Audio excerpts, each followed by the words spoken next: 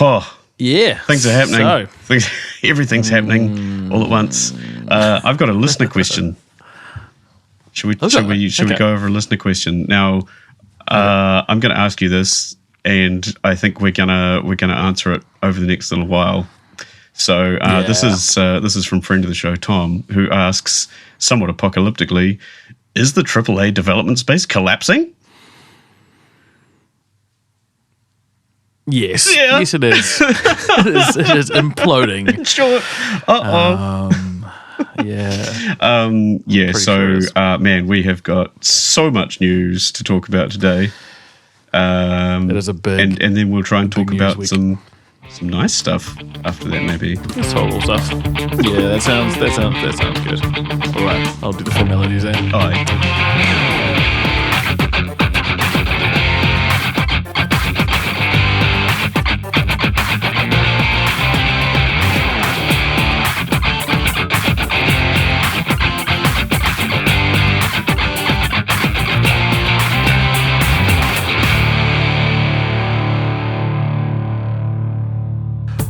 Welcome to the Crossplay Cooperative. As always, I'm Len, and you can join us here every fortnight as we talk about recent gaming news, announcements, and what we've been playing.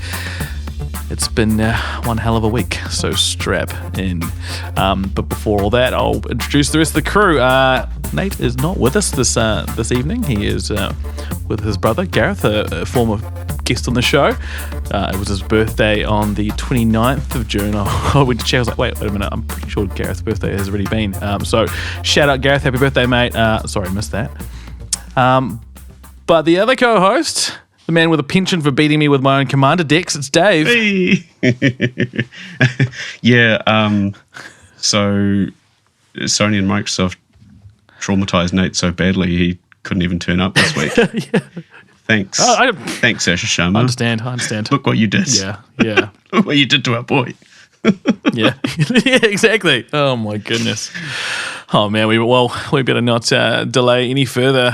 What do we got? Where do we start? Yeah, let's just get straight into the news cycle here. Yeah. And so this is. I really thought that Sony were doing their best to shove Xbox off the top of the negative news cycle and really take the crown on that, because boy, no one's been enjoying what Sony's been up to this last week or two.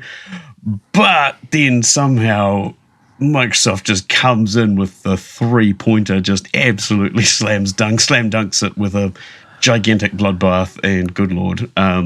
So I guess we'll start with what Sony's been doing, because they did it first, and there's some valuable discussions to be had there, and then we better talk about what's been going on elsewhere, because oh my god, it's just ridiculous. Hell of a week. So what's Sony been up to? Sony are to discontinue physical discs for new games launching on PS consoles from January 2028. This is from Sophie McAvoy over at gamesindustry.biz. Sony will discontinue physical disc production for new games releasing on PlayStation consoles starting Jan 2028. Games will be available only in digital format through the PlayStation Store and other retailers. This change does not affect titles released or launching on disc before that date. So, we'll still have the next year and a bit of releases before they cut it off. As reported by GameFile, Sony recorded that nearly 4 in 5 purchases of full games on PS4 and PS5 were digital over the past financial year. And as with all digital content, including games, movies, and music, players are purchasing a personal license for non-commercial use, a Sony spokesperson said. So, they're just clarifying there that when you buy these things digitally, you don't own them. You're renting them until the point where Sony decides that they don't want to rent them to you anymore. So there's no real permanence in that, and you need to be very aware of that going into any of these digital purchases, that they're only valid as long as the servers are up and the companies behind them still want to let you have them. And obviously this is pretty positive for the companies, because they get full control over the line of sale to you. So, it's on their store where they get the maximum cut versus, say, through retailers and third parties. And, of course, it prevents second-hand game sales, which, again, can only really be seen as a positive for the companies involved because it removes the secondary market. You can't trade things in when you're done with them. You can't sell them to someone else. They can get a brand new purchase from every single person who wants to get this game every single time. So I personally, I think that kind of sucks. But from a capitalist point of view, it makes sense for them. So I guess I can't argue with that. Yeah. Have you ever been much into the sort of secondhand or used games market, Lynn? I was like back in the day. Yeah, I definitely would go to Let You Be Games and buy games with a bit cheaper, or wait for the secondhand games to be on special. And periodically, I'd sell my games when I wasn't using them, or just give them away, or just let people have a chance to who wouldn't or otherwise play those said games to play them. But now it's like since 2020 when I bought my PS5, I've pretty much been all digital. Which I do like the convenience of going all digital, but yeah, I am quite concerned about the ramifications of giving all of the power to Sony or whichever storefront owns those games. Yeah. And I mean, it's just not good for the consumer. Yeah, and I mean, Sony traditionally has shown that they are one of the least willing to put things on sale. They tend to. They've been dabbling around with some pretty gnarly kind of regional pricing stuff and sort of surge pricey things and dynamic pricing. Logged in versus logged out, all that kind of thing. Lots of pretty unfriendly practices there. So yeah, I'm not super happy that they're likely to become more of a monopoly on that type of marketplace. But I guess it remains to be seen how much of a difference that is going to make for the consumer. Like you said, most of us have been buying most things digitally for a long time now anyway. I mean, myself as primarily a PC player, I haven't had very few physical games for a long time. I've got to say, bought most of my Switch games secondhand because you can pay $60 for a used Switch cartridge instead of $120 for a new one, and generally they don't suffer at all unless someone's doused them in water or something. They're generally pretty hardy little things. I bought Breath of the Wild for $30 from Cash Converters, and then I'm selling for $60 when I sold my Switch last year. So I actually made money off that. So there you go. So yeah, physical media, it's pretty awesome. One of the big issues I have about so one of the arguments I've been hearing, one of the lazy arguments is like, well, but why does no one go after Steam? The reason why no one goes after Steam is because Steam is on PC. PC actually has multiple different avenues, different storefronts. There's Epic, there's GOG, and there's Steam, and there's just more competition. And they've also got a better refund system. They just seem to be much more trustworthy. And a few episodes ago, we were talking about Sony and how you can basically lose your library and they won't do fuck all for you. Yeah, they don't really care. The customer support is almost non-existent in my personal experience. It's terrible. And from what I've heard from others, similar sorts of things. I guess I would argue that I think Valve are, functionally speaking, kind of a monopoly.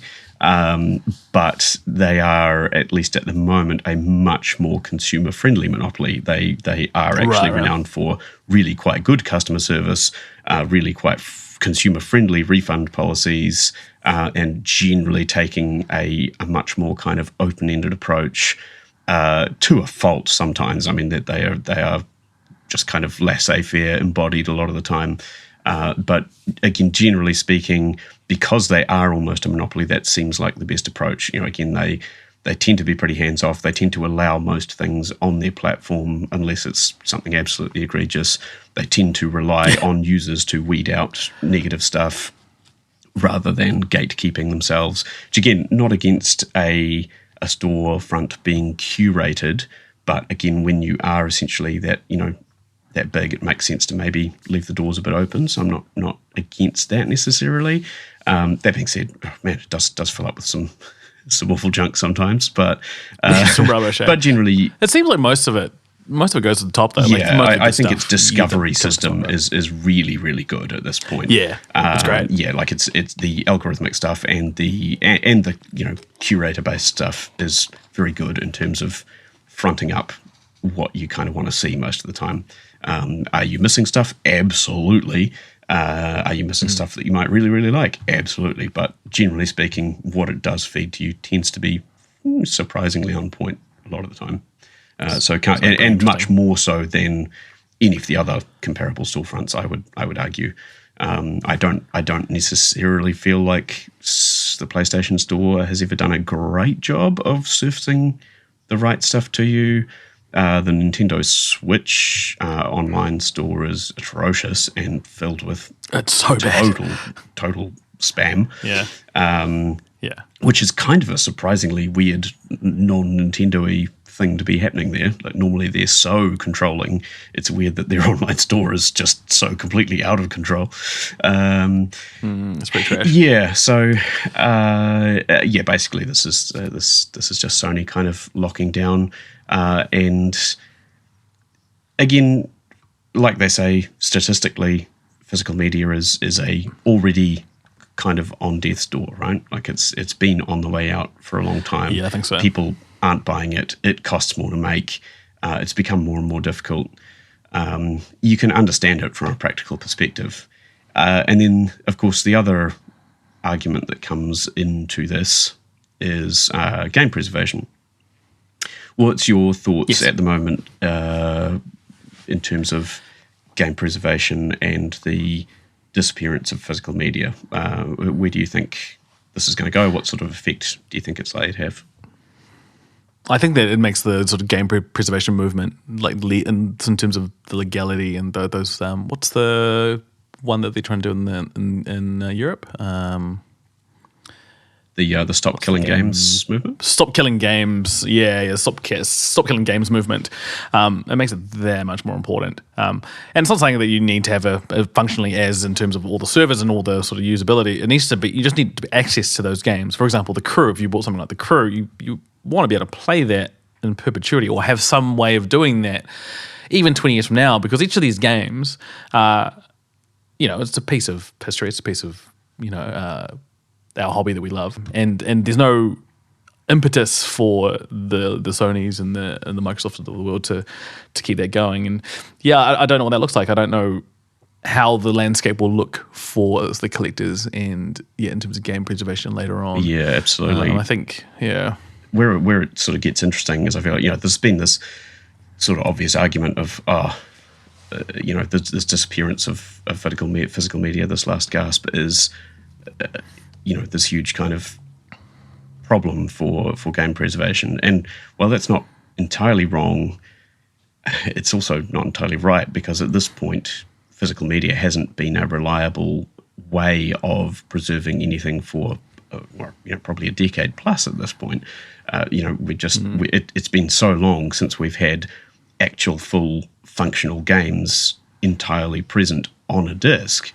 For years now, you've either had a partial download situation where things are too big for the disc format and you've got to download the remainder, or in some cases you're downloading the entire thing and the disc is literally just acting as a key.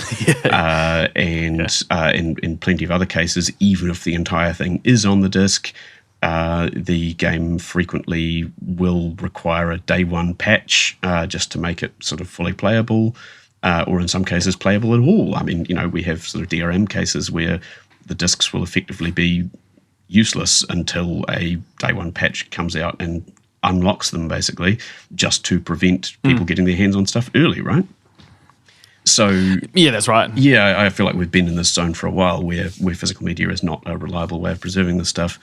But that means that at the moment, essentially the only way for places like libraries, museums, foundations and organizations who are trying to preserve this stuff to do anything with it in terms of long-term access generally involves questionably legal avenues, because the companies that produce this stuff have zero interest in any kind of preservation a lot of the time, and they also have very little interest in necessarily continuing to provide access to these things, particularly long term, because it just becomes a cost for them at a certain point, right? It's a cost for them. So like if you're no longer selling these things on a frequent basis or for any significant amount of money, then just having them sitting there for download is just as valuable server space and traffic that is being taking up cost without providing any revenuue.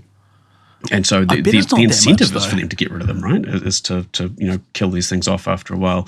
And at the end of the day, that's the only incentive for these companies. Yeah. Well, how much do you think it costs for them to actually keep these servers running? That's a really good question. I have absolutely no idea. I'd love to know. It must be absolutely massive, because I mean the sheer volume involved for running, say a storefront like Valve does. I can't even imagine what's involved in that. It must be absolutely ginormous. Just have your game accessible. Yeah, I wonder what that looks like. Visit and also like, but there's a certain amount of goodwill though, right? I think like having access to these games and having it as part of your marketing, you can always spin it. Yeah. If you're Sony, you're like, well, we are actively trying to go down the path of game preservation. Yeah, 100%. And Sony could look at that. I definitely think there'd be goodwill there. It just feels like at this point these companies have stopped caring about goodwill. They just don't care. Based on what we're about to talk about. Yeah. Wow. Yeah. Yeah. And what do you think what do you think the digital only news means for the PlayStation 6? Well, we've got another article on that right here, actually, which is from Andy Robinson over at VGC. And he says the PlayStation 6 is almost guaranteed for 2028 after digital-only news, analyst says. So with last Wednesday's news that PlayStation will discontinue all physical game disc production starting in Jan 2028 almost certainly guarantees that PS6 won't launch before that date, which makes sense, right? Like you cut off the disc and then your next console is digital only because, hey, that's a whole lot of extra production work that you don't have to go into with manufacturing disc drives, creating two different models, whatever it might be. So, yeah, makes sense that this thing's going to be 2028 and that it's going to be all digital. Now, well, digital only as a base console, surely they're going to have like another disc drive you can buy so you can have a back catalogue if you've gone full digital. I guess, if you're still physical. Compatibility would be, I'm guessing external drive only. It doesn't seem worthwhile for them to build in. Yeah, it won't be part of it. So yeah, I'd guess they'd give you an external drive and some kind of backwards compatibility in that respect. And so he says, first, we believe that this almost certainly guarantees the PS6 won't arrive until 2028 at the earliest. Ampere's current expectation is that the console will launch at the end of 2028. That is, according to Ampere analyst Piers Harding-Rolls. And he believes that this confirmation of the diskless future telegraphs quite a lot of information about their plans for the PS6. And so Harding-Rolls thinks that PS6 will now, at a minimum, not include a physical disk drive. And as he says, Sony will be looking for all the ways it can reduce the cost of its next-gen console. And this is an easy win. Sense. And yeah, of course, right? Like at this point, the hardware crisis is just causing absolute havoc. So any way you can remove cost from that is going to be a massive driver. That being said, disk drives are not expensive at this point. It's solid state memory, it's storage, it's storage space and it's RAM, right? It's not the disk drive. But anyway, I guess pennies on the dollar will help a little bit. True. And the analyst speculated that while removing the disk drive from PS6 is likely to upset some consumers who want to access their disc game collections, Sony could offer a solution. It may be too impractical or too complex, but some process of transferal for older physical media to a digital license could alleviate some of these issues, he said.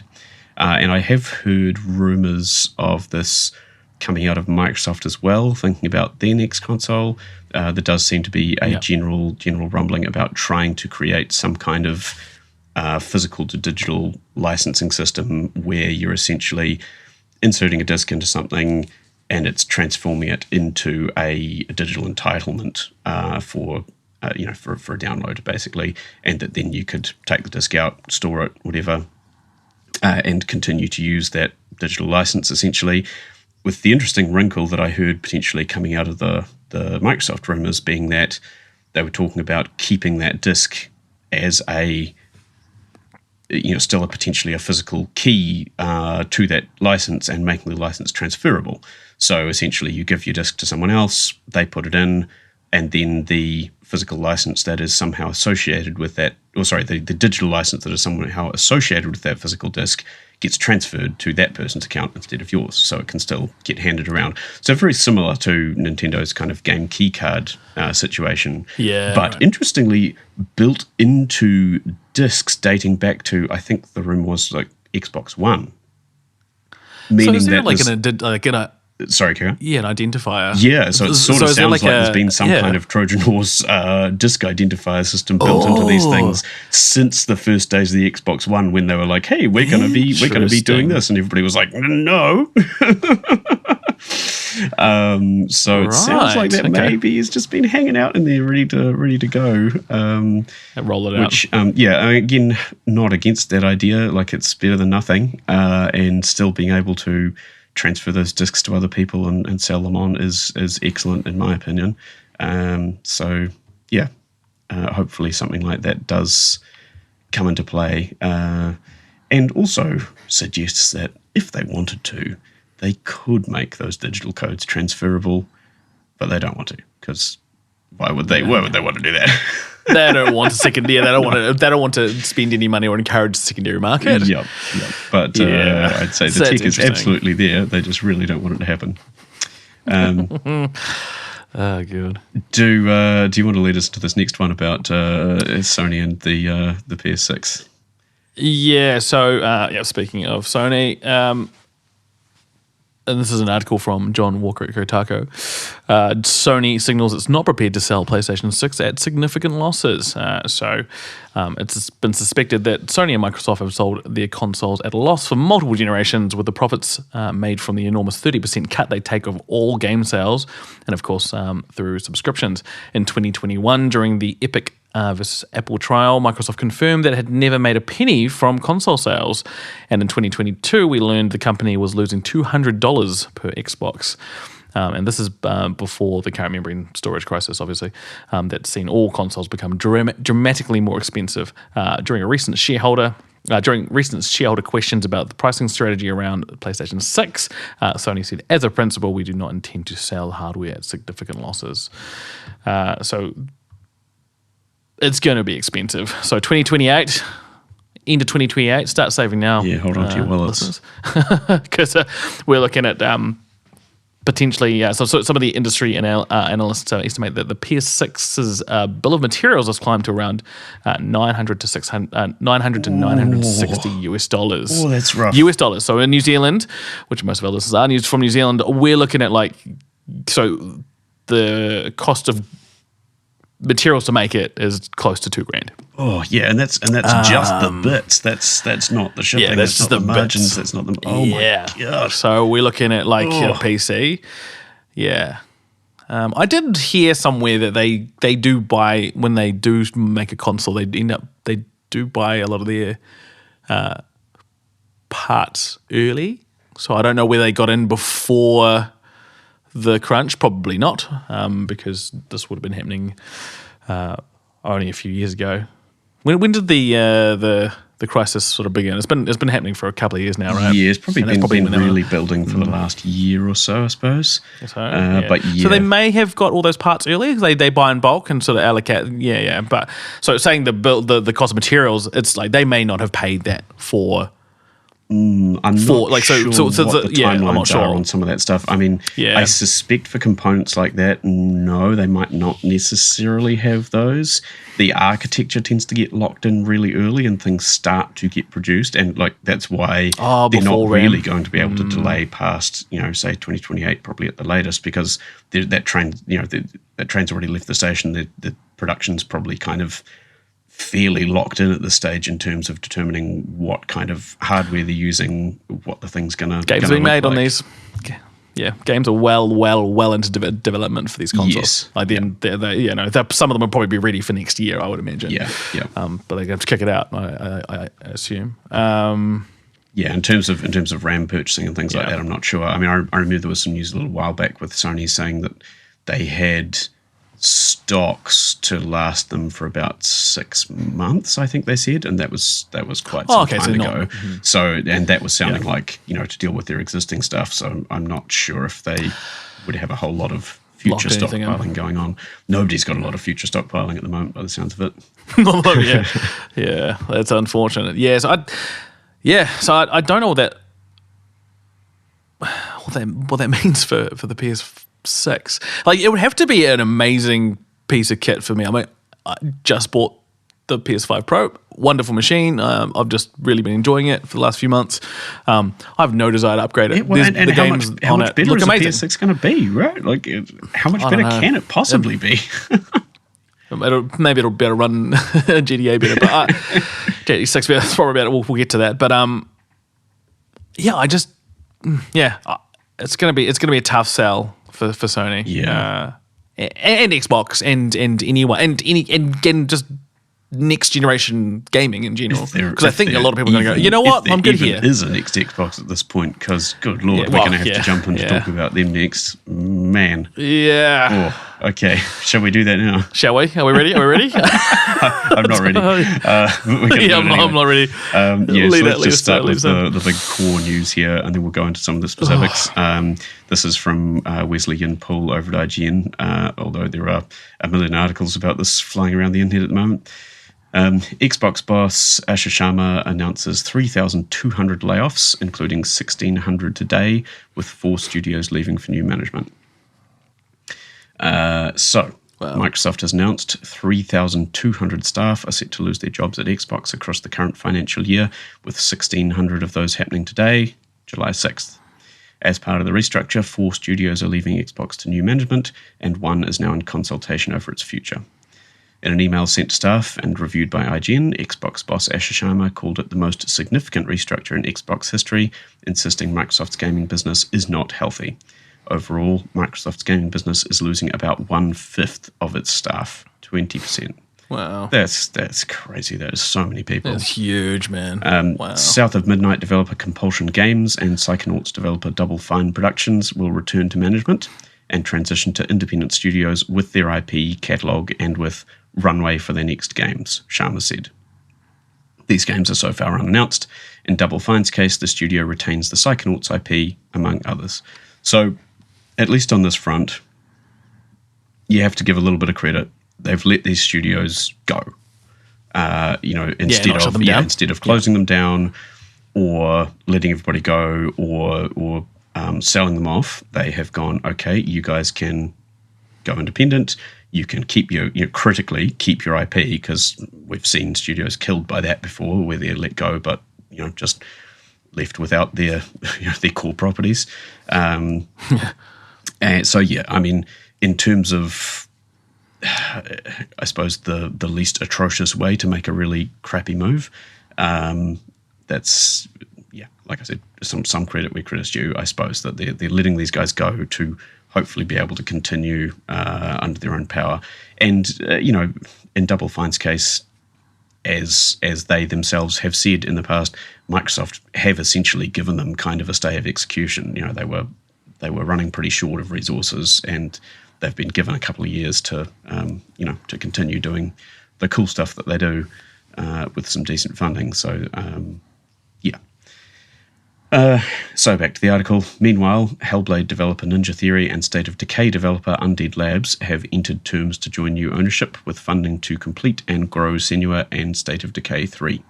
This suggests both games will release eventually, developed under new ownership. Microsoft did not say who the new owners are. So they have both been sold off. And again, this is one of these really weird ones where both of these new games from these studios were shown at Microsoft's most recent showcase as these kind of big hitters, and now we're going, oh, okay, so yeah, they were showing these off to buyers, not to consumers. And then there are a couple of other things which just get a bit crazy. Marvel's Blade developer, Arcane. This is Arcane Lyon, because obviously Arcane Austin already got closed down some time ago. That's good. Will now see its management into the required consultation with its Works Council to review potential strategic options per French labour law. So, France has stronger labour laws than the likes of the US does, so they have to do some actual negotiation on what happens next. And the weirdest thing here is there's just no word on what is going to happen to Marvel's Blade. This is a big AAA game that's been in development for quite a few years. This thing's far along. Like, rumors are saying it was supposed to be revealed, this year or next year. What happens to that? And again, that's a big property. Like Blade's kind of a big one. Like, he's not quite a Wolverine or whatever, but he's big. He's up there. And Marvel games generally do pretty well, with some exceptions, but people still love a Marvel game, right? Yeah, the modern era of Marvel games has been pretty good. Yeah, for sure. And again, I mean, Arcane are one of my favorite studios. They make such cool stuff. And I just really hope that, again, they can find a way out of this, whether it's getting purchased by someone else or going independent, and hopefully Blade can still see the light of day, because that would really suck. Because I want to play it. It sounds like it was. It sounds like it was, again, per rumor, shaping up to be really interesting. So, and again, I've never seen these guys do anything non-interesting. I mean, obviously, Arcane Austin had a real horrible clanger with Redfall, where again, a studio who'd done amazing single-player experiences was just kind of randomly ended up trying to do a live service experience, which they clearly weren't equipped to do, and that was the end of them. But I mean, Arcane Lyon have just produced banger after banger, in my personal opinion. Even if they are a bit French, sometimes we like that. We like things that are a bit French. We like the French. Yeah. Gaming wise, maybe not the French rugby team, but And mentioned at the end here, there are also layoffs happening across all the other part of Xbox, including Activision, Bethesda, ZeniMax, Blizzard, King, Mojang, and Xbox Game Studios. And Microsoft has insisted that none of its first-party publicly announced games or projects are being cancelled as part of these reductions. So all of the big titles they've announced are supposedly safe, if we are to believe what they say. And so now let's get into some of the specific studio cuts that are just nuts to me. Because the things dark. They are cutting here are some of the just huge, storied development studios that have been around forever and produced so much good stuff. In many cases, they are some of my favorite developers, and this is just mental to me. So first, from Rebecca Valentine over at Kotaku, the Outer Worlds and Grounded studio Obsidian is losing around 25% of its staff to Xbox layoffs. So that is 1/4 of Obsidian Entertainment. This is the studio behind the likes of Avowed, The Outer Worlds, Pentiment, Star Wars Knights of the Old Republic 2, Neverwinter Nights 2. I grew up playing Neverwinter Nights 2. Alpha Protocol, Fallout New Vegas, everybody's favorite Fallout game. Come on, man. Which is excellent. And of course, more recent Outer Worlds 1 and 2, Grounded 1 or 2, Avowed, and Pentiment. Almost all of which are critically acclaimed to varying degrees, and again, this studio has provided some pretty big parts of my gaming history. So this one really upsets me, because these guys have done so much amazing work. and huge output too, Huge like a huge output. amount of output. Like they just keep putting things out. Yeah, I mean, just the last couple of years, they've been one of the highest outputs for Microsoft. You know, these at times these guys have felt like the only games that are coming out from Microsoft. Pretty much. Yeah.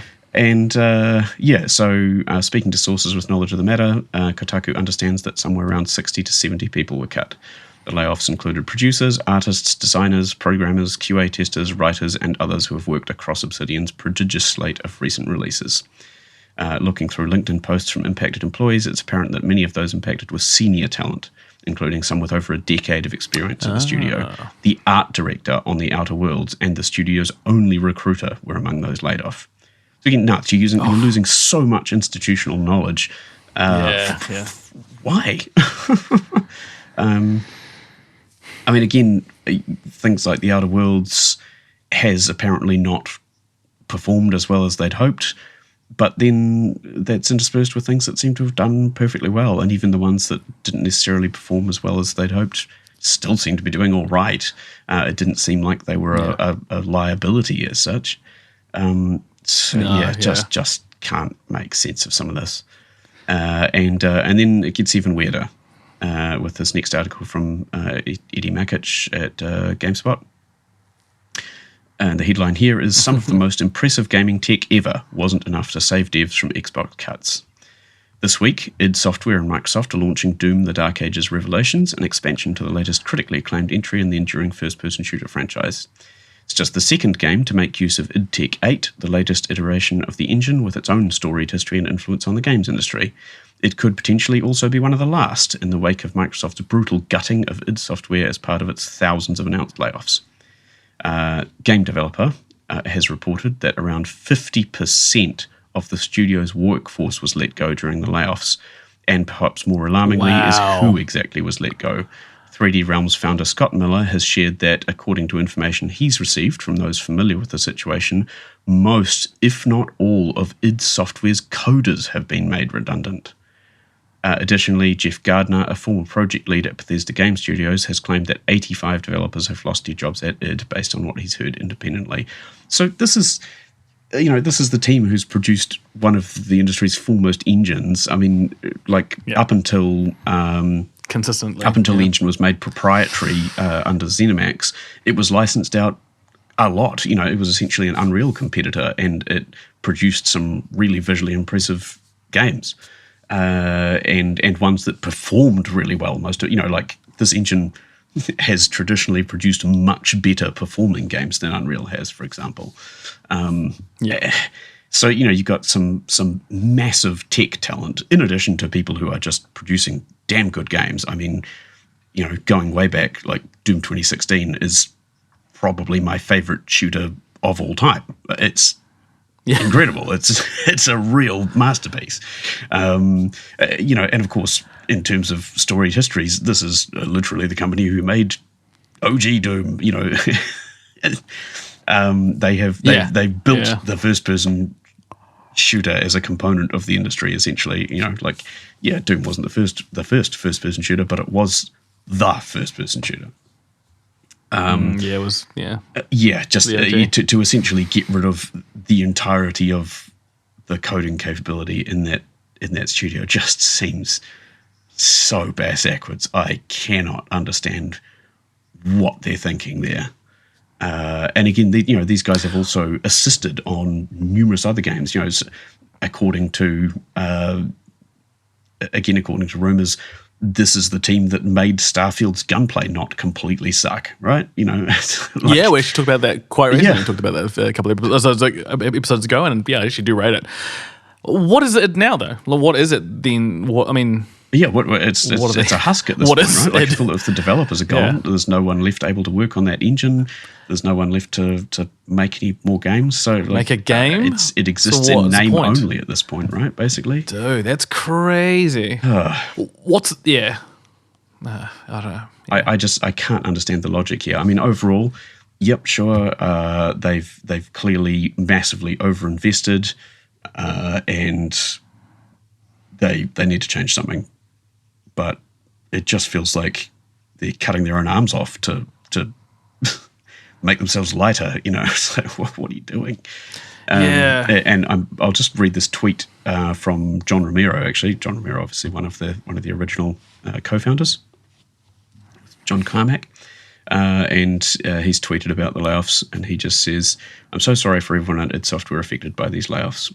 I know what it feels to leave id while it goes on. Although, for me to interject here, who knows really if it does really go on. It's a strange and painful thing to step away from a place that holds so much of your work, friendships, and history. The people at id have done a great job moving that legacy forward. Doom, Quake, and Wolfenstein are not easy names to carry on, especially in today's industry. The last few games showed real care, skill, and respect for what those worlds mean to people, and I would completely agree with that too. A note on digital preservation. id's history is critically important to the history of games. I've preserved id's complete early history from our start at soft disk through to August 6, 1996, including materials and assets that, as far as I know, id itself no longer has. I hope someone is doing the same for the company's ongoing legacy, the work, code, assets, stories, and the people behind them. I'm thinking of everyone at id today and everyone else affected by yesterday's layoffs. Romero Games was there a year ago. I know how devastating it is, and my heart's with all of you." And obviously, again, talking about preservation here, I hope some people are able to grab what they can, essentially, and try and make sure that some of this stuff is kept track of, because it seems like the axe is just coming down completely indiscriminately. It's interesting because I feel like we talked about this a while ago as well, right? We were like, it feels like there's the potential for Sharma et al. To be brought in with their kind of total lack of experience in the industry, right, as basically ideal hatchet people, right? Like they don't have the attachment to these storied names that the rest of us have. They're like, well, this is just a studio. What have they done for us recently? And that feels like exactly what we're seeing now, right? Yeah. And so happy to kind of put into palliative care, essentially, the entire company. Yeah. That was one thing we talked about with Asha Sharma. It's like, she the Grim Reaper. Yeah, it does, like, because what's left after this? Man. Like, what is Xbox after this? If they're like, oh, well, we're supposedly making a new console and it's going to be all about the exclusives. What exclusives? Yeah, what exclusives and how are you going to make money if you've got no base? Like, you need to sell those games on... Even PlayStation is going to be a struggle, but you need to sell those games everywhere you can to extract every dollar you can out of those development costs, because no one is going to buy, I'm going to play the new Halo or the new Gears of War exclusively on the new Xbox for $2,000. Sorry, who's going to buy an Xbox? No, who will be doing that? Like, again, if you have to buy an incredibly expensive console to play your hobby that has now become a complete luxury, you're going to go with the one that seems most likely to still be around in 10 years, right? That's not the Xbox. Or get a PC or get a Nintendo. I would probably be going with Nintendo at this point. They have their own weirdities, but at least they seem pretty stable. They make money. And just to give a little insight into the wider impact of this, because it's not just the people at these studios laid off, right? It's like those layoffs are massive, but then in turn there's this huge ripple effect encompassing contractors, other studios who were working as third parties and support studios, all this kind of stuff. All of these places are affected. And so just as an example here from, again, Eddie Makic at GameSpot, we've got the headline, "After Xbox pulls funding, Hitman dev is closing a studio and laying people off." This is IO Interactive behind 007 First Light, which has been an absolutely huge hit, and obviously Hitman. And they have confirmed that they are closing their Istanbul office, laying off staff in the process as part of cuts that the studio said were necessary to help the company stay afloat in the future. And they've had to make these cuts after Xbox dropped out of funding Project Fantasy, the company's mysterious upcoming RPG. IO say that they have now regained full ownership of the project and our IP, and they will now fund it independently. However, this has meant that IO had to pull back in other areas, including efforts for external projects and potential mobile game derivatives. We had to find a new balance for the long-term future of the studio, focused on the success of our main internal core titles, IO said. This has meant making changes as well as proposed changes across our studios, the closure of our Istanbul studio and starting a process to part ways. Yeah, and so let's go back to our listener question from Tom here. Is the AAA development space collapsing? How do we feel about this? Absolutely, and here's why. I was, I can't remember exactly what the stat was, but earlier this week I read a stat saying that I think it's like 60% of gamers only buy like one or two brand new games every year. Yes. And the AAA space really wants you to buy that game not for sale. They want you to buy it full price to make the most, and within the first whatever, to make the most out of that. Yes, absolutely. We're talking at launch, not months later on launch, sale, right? Not down there for like $20 or whatever, which I do more and more often. I'll buy it cheaper. Yeah, for sure. I used to be like kind of day dot when I was younger, but not these days. I changed the time. So the market share for each of these AAA games is getting smaller and smaller and smaller because there's just more and more studios popping up, and they just want to just compete. And it means we get these wonderful games, but there just isn't enough people to interact with them. Also, you add in GTA 6, which is just a juggernaut. If you only buy one game a year, you're going to buy Grand Theft Auto 6. Even if it runs at 30 frames, it doesn't matter what it runs like. If it runs on a base PS5, if you have a PS5, if you have an Xbox, you are buying this game. I mean, the pre-order numbers are, I think, well, I actually don't know the exact pre-order numbers, but I assume... I think it was supposed to be, I think it was rumoured to be something like 39 million copies sold in the first 24 hours or something, wasn't it? It was something absolutely crazy. Ridiculous. Don't quote me on that because I don't actually have the numbers in front of me, but I remember it was absolutely massive. Something like that, yeah. A lot of people are actually disconnected from but like this podcast is fairly niche. There's a lot of people. No one listens to this podcast. No one listens to this. Necessarily. No one listens to this podcast reflects like your average gamer though. The gamer that only buys a couple of games a year. Like everyone listening to this podcast probably buys a few. I buy multiple, like a dozen games, AAA games a year probably, especially since starting the podcast, obviously. But your average person does not have the time, and there are just more and more of these games. And more forever games, right? More games where you get invested in a platform game, and then that just becomes what you're continuing to invest in, right? Yeah, and then social media. Then I think Phil Spencer said they're not necessarily competing with PlayStation; they're competing with like just timeshare, with like people scrolling on YouTube, on Instagram, on all of these things. Passive entertainment. Passive entertainment, absolutely. The doom scrolling, that's what people are addicted to. And so you are not just competing with all the other video game manufacturers, you are competing with people. You're competing for people's time. Yeah. And I don't know how long how long this is sustainable. I think we're going to see less and less games, which to be honest is fine. I don't mind if there's less games. I don't have enough time to play all the awesome ones that come out already. Yeah, I'm going to go kind of in the opposite direction here because I have a slightly more positive spin on this. I think, which is that yes, I agree. I think the AAA space is absolutely collapsing in on itself. I think we are seeing that happening now. It's not going to die overnight. It's going to be around for a good long time still, but I don't think it's coming back in the way that we've seen it. I think these are kind of the end times for this stuff. Development on these big games has become completely unsustainable. The bets are so huge, and the losses are potentially so massive. With the steps up in fidelity we've seen over the last few years, the man hours required to make these things are getting so insane, and the money needed to pour into them is so nuts. And in that big space, the only way you can stand out is by looking more expensive than everybody else. And we've reached the end of the road on that. Like, you can't really continue to just pour infinite money into these things unless you're Rockstar. Rockstar's kind of the one example at this point where that is just their thing. They just pour more money into things than anybody else can, and they get the returns. Well, that's assuming GTA 6 is good, but we'll see what happens. I guess. I'll take the bet. It seems likely. But that's the environment we're in now, where it's like these swings have to be huge, and because they're huge, the companies behind them are getting more and more risk averse because it's getting terrifying to make these things, and that means that the end result is blander and blander. So we're getting these kind of worse and worse things for more and more money, essentially.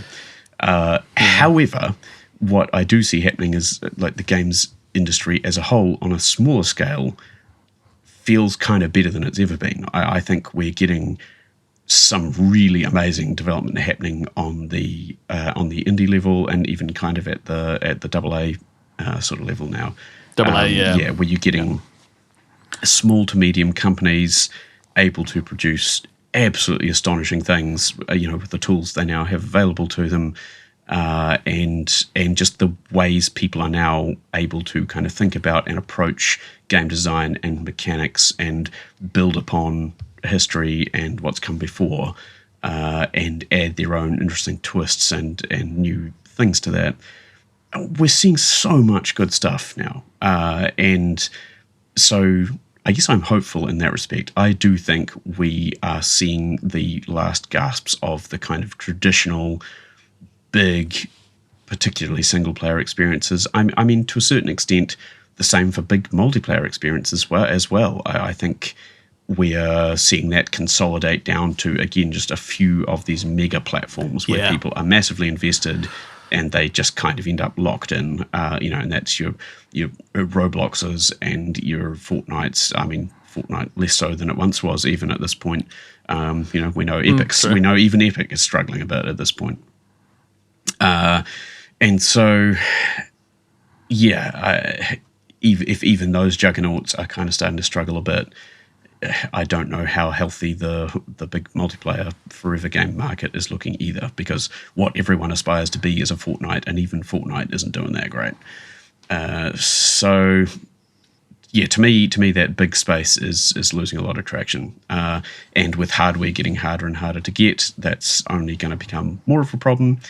And I think we're going to see shifts into two spaces. People who aren't currently in the mobile gaming space are probably going to end up there because they won't have any other choices. And on that front, I would hope that means maybe we start seeing some less predatory mobile game development. Maybe it becomes more of a platform for the sort of indie games that we're currently seeing on other platforms, rather than the horrible predatory bullshit we're seeing in 90% of mobile titles at the moment.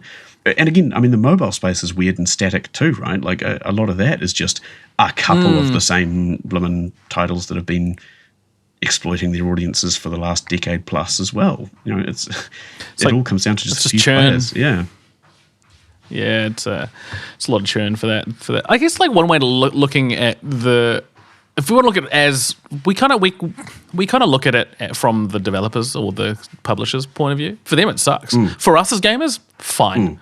Honestly, it's totally fine. Like what games are you missing out? You're still going to get Rockstar.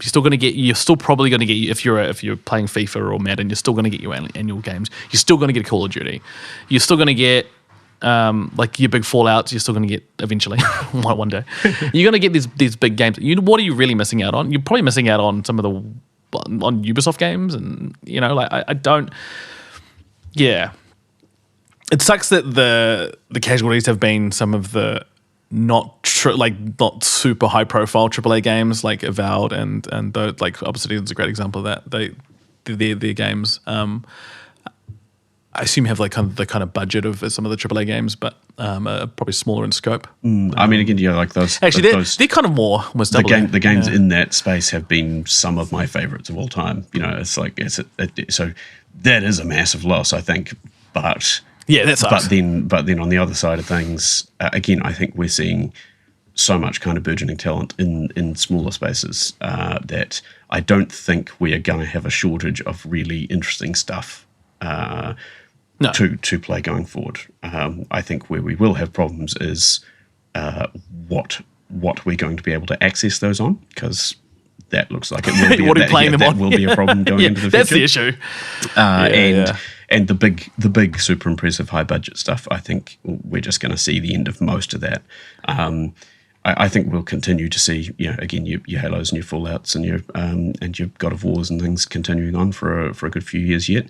But I don't know that they will carry on forever either, because it's just too much friction.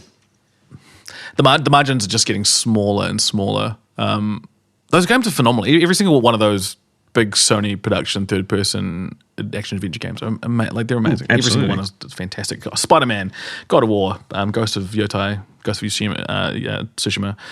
But yeah, I've kind of mentioned before, I just don't know how you can keep doing that and still turn a profit. And still turn a profit is the key. They can keep doing them in perpetuity if they want to, but like doing that profitably, unless there's some sort of big revolution, big massive change in tech without going down the full AI route, which would just undermine everything they've done. Yeah. Yeah, it's going to be an interesting space. In the meantime, well, I'm sure we all have massive backlogs to get through. I know I do. Yes. God, yes. If gaming stopped today, I'd still be fine for a good couple of years. Probably the next decade, honestly. Probably 10 years. At least, That'd be sweet. More, Just update the graphics. Yeah, I mean, basically here, right? Yeah. So I think the end of to sum up my opinion on this, yes, I think AAA is collapsing. I think it will stick around for probably the next decade at least. But I think in a diminished form for sure, because it's just going to become increasingly less accessible for your everyday person, and it's becoming less sustainable from an industry perspective.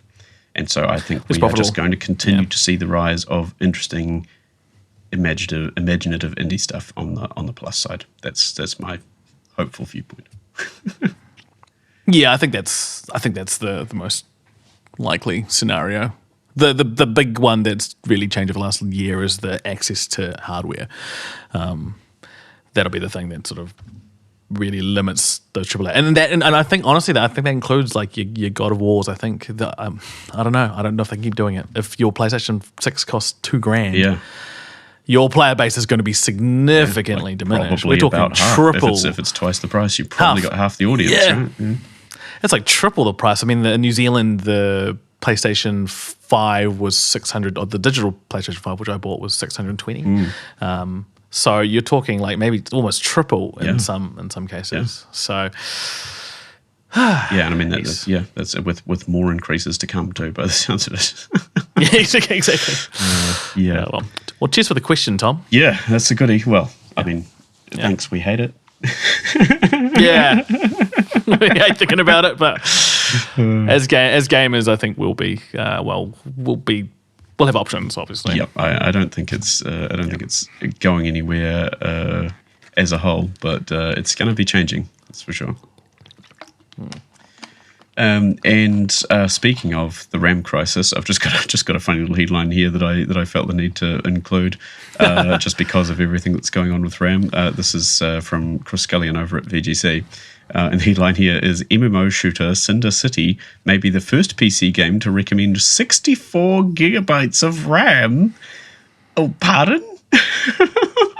64 gigabytes? I've never had anything with 64 gigabytes of RAM. That's not a thing I've even had in my life. So this is a game from NC, Korean publisher, formerly NCSoft. And they have been around for a minute and made quite a few games. Including Guild Wars 2 is them. Oh, are they or at least they were the publisher, I believe. So the developer obviously is ArenaNet, but I believe they've published it. If I've got the right gist of this article here. These guys are publishing this game which requires 64 gig of RAM. It's a sort of shooter MMO with an open world situation where you fight against mutants of some sort. And so the minimum requirements are 32 gig of RAM and a GeForce RTX 2060 card. And the recommended are 64 gig of RAM and an RTX 4060. So these are hefty requirements. Like, this is I don't know what percentage of PC owners have this kind of kit, but not me, that's for sure. Yeah. To put that in perspective, the PlayStation 5 Pro has 16 gigs of RAM. Yeah. 16. Not 64. Not 64.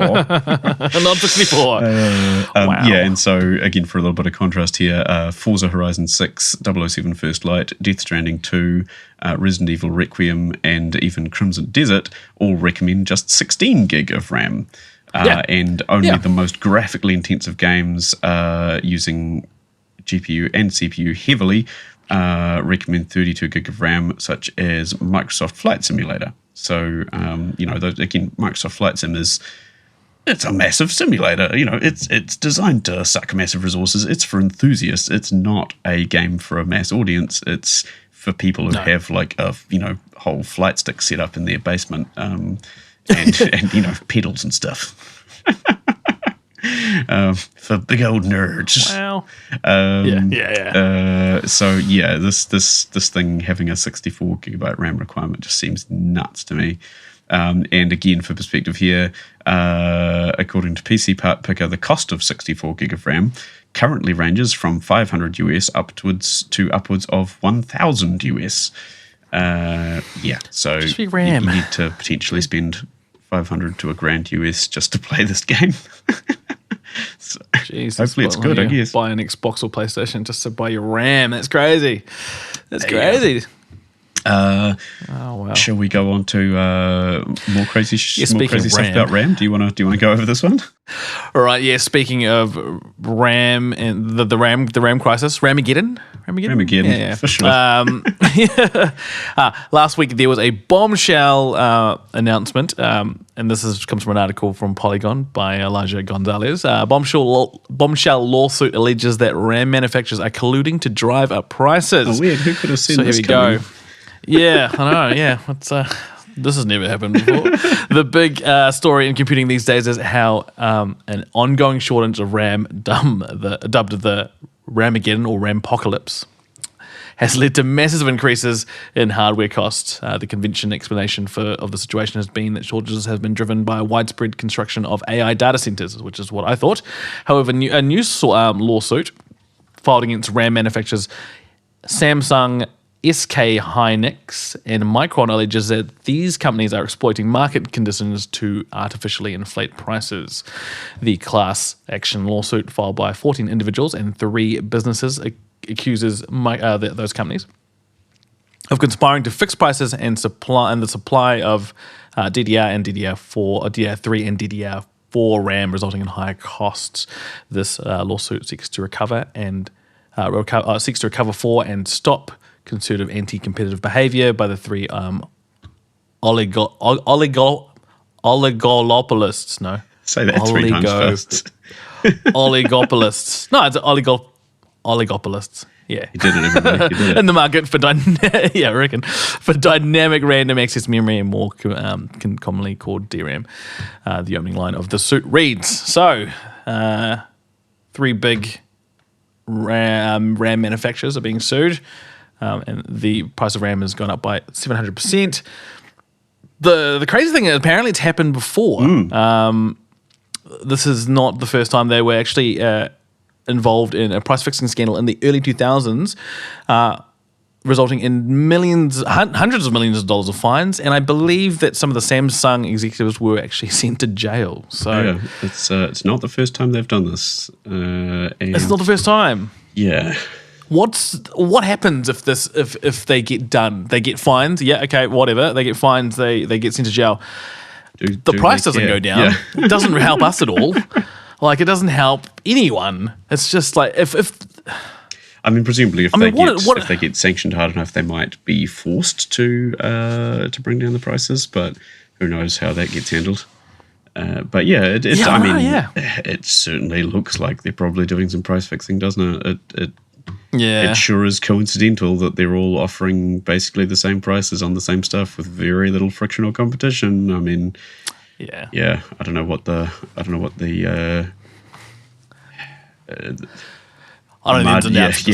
know how exactly you prove that, but it sure looks suspect, doesn't it? Yeah, it does. Yeah, 700%. That is crazy. Yeah, and again, this is just the situation you end up with when almost the entire market is controlled by, well, in this case, I guess a triopoly. There's just no real incentive for competition there for these guys at this point. So why make life more difficult for yourself when you can just all offer the same deal? Just take it or leave it. Milk the entire world. Yeah, and I mean this is backed up by what Valve has kind of mentioned in the wake of the release of the Steam machine and its very high pricing. And they've come out and said that essentially they approached all three of these RAM manufacturers and were given, in each case, take it or leave it prices with zero attempts to compete or do anything else. They basically just went, this is what it'll cost you, and that cost was almost identical in every case, apparently. So that kind of lends some more credence to that, where it's like, it certainly seems cartel-like, doesn't it? Yeah. That's egregious, especially when you need like 64 gigs of RAM to play your MMO. Yeah. And I mean, again, sure, Valve is no Sony, Valve is no Microsoft, Valve is certainly no AI company, but they're a big player with a big market, and for someone that big to be told, here's the price, do with it as you will, we don't really care. That's kind of, that doesn't suggest a healthy market at all to me. No, not at all. Yeah, I wonder where this one goes. Something's going to break at some stage. Yeah. It's just our wallets, probably. It might be GTA 6 that breaks a bit. I'm pretty sure GTA 6 is going to break even my PS5 Pro. Do you want to talk about this? Let's. So in an article from Wesley and Paul, again from IGN, 60 frames per second feels like a bridge too far. Tech experts cast doubt on those GTA 6 quality and performance mode leaks. So those experts being, I think, Digital Foundry, I believe. So you might have seen reports doing the rounds of that GTA 6 will come with a mode that lets you play at 60 frames per second based on retailer listings that have emerged online. Well, like so many things around Rockstar's upcoming game behemoth, do not believe everything you read. The tech experts at Digital Foundry have said there is nothing they've seen of GTA 6 so far, including the recently released screenshots and brief video clips that suggest a 60 frames per second mode is possible on the current generation of consoles, although, of course, Rockstar has yet to make anything official. So basically, the guys at Digital Foundry have gone through and looked at these screenshots and videos and said no from our experience. And these guys are the guys who break down every game that comes out and look at the frames. And they know. They are very good. And I did take the word. And I sadly took the word because part of the reason I bought a PS5 Pro, I was like, well, hopefully it runs at like 60 frames. I don't think that's the case. So the biggest bottleneck isn't graphics; it's the CPU, and which I did know that. I've known that ever since they announced the PS5 Pro. I've known that the CPU is the limiting factor. It's got a great graphics card, but it is essentially very much the same as a PlayStation PlayStation 5 CPU. And it means it can't simulate, or it can only simulate what a PlayStation 5 base CPU can do. So in a game like GTA 6, it's all about like the density of NPCs and physics and all of those things are happening simultaneously. Yes, absolutely. So I just I'm gonna be very hopeful. Actually, to be fair, I'd take a stable 30 at this point. I've really just backtracked my expectations massively. It does sound like again, some of the rumors seem to be that most likely the base PS5 version will be running at 30 with dips, whereas the PS5 Pro is more likely to be kind of a hard locked 30. I'll take it. Or as per this last point you've got from the article here, maybe a 40 FPS performance mode as a sort of more realistic compromise, which that would make sense. Where that'd be nice. Get a little bit of extra frame rate. For those whose TVs or monitors can kind of handle it well. But without the additional stress of trying to get up to 60, because I just can't imagine that happening. Also, I need to do some sort of magic. Speaking of what we've seen of GTA 6, we haven't seen anything of GTA 6. Is that weird? No, like full gameplay. We've seen quite a bit of like stills and videos and kind of the vibe. The trailer does show quite a bit.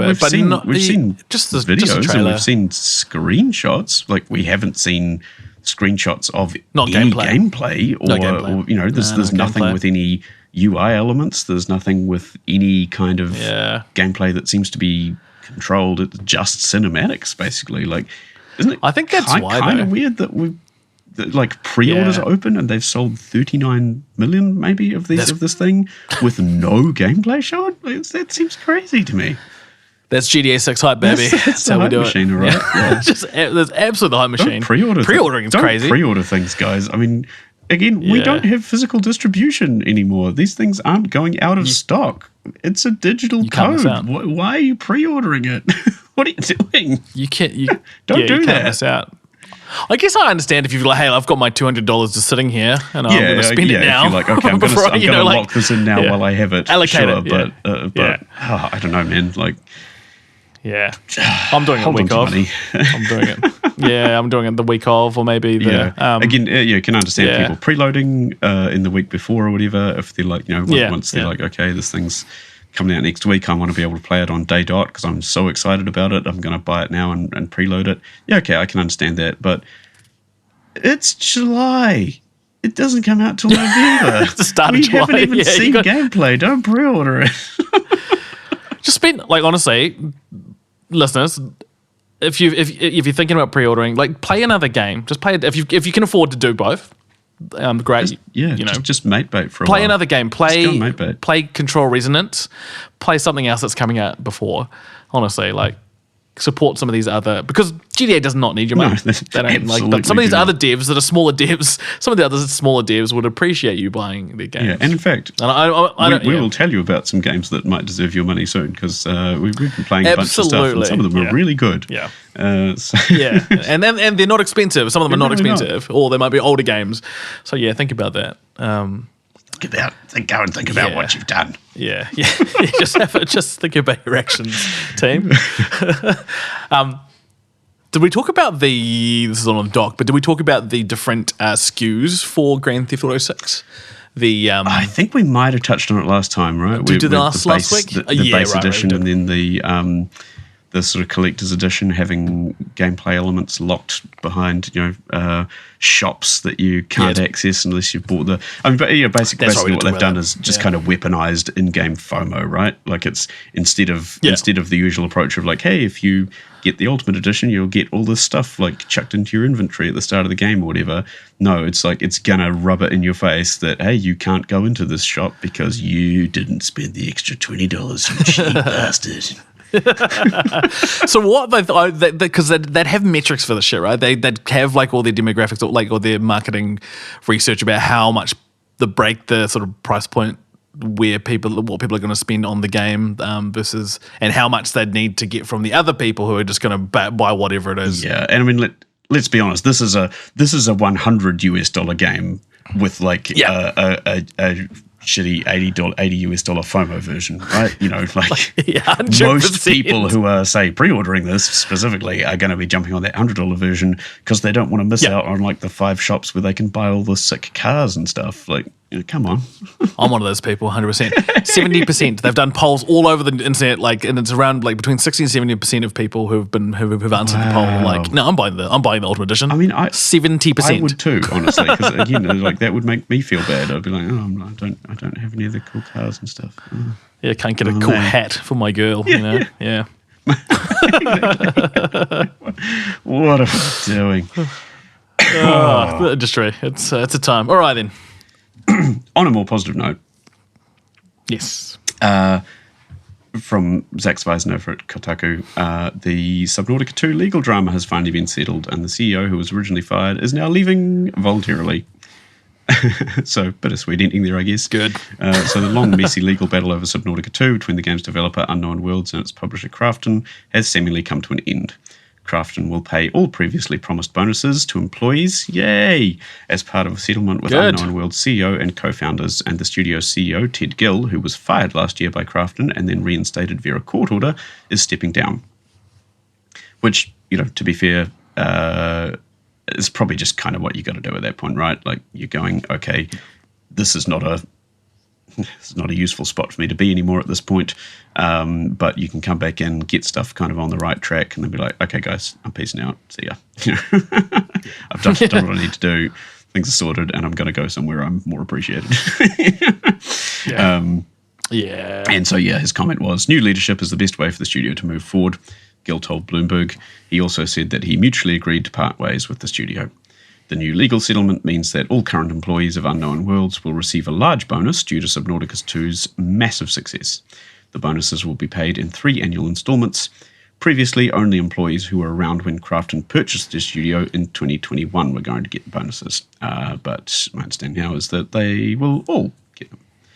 Oh, that's good. That's fantastic. Yeah, so I mean that's sort of best possible outcome from that particular shitty situation.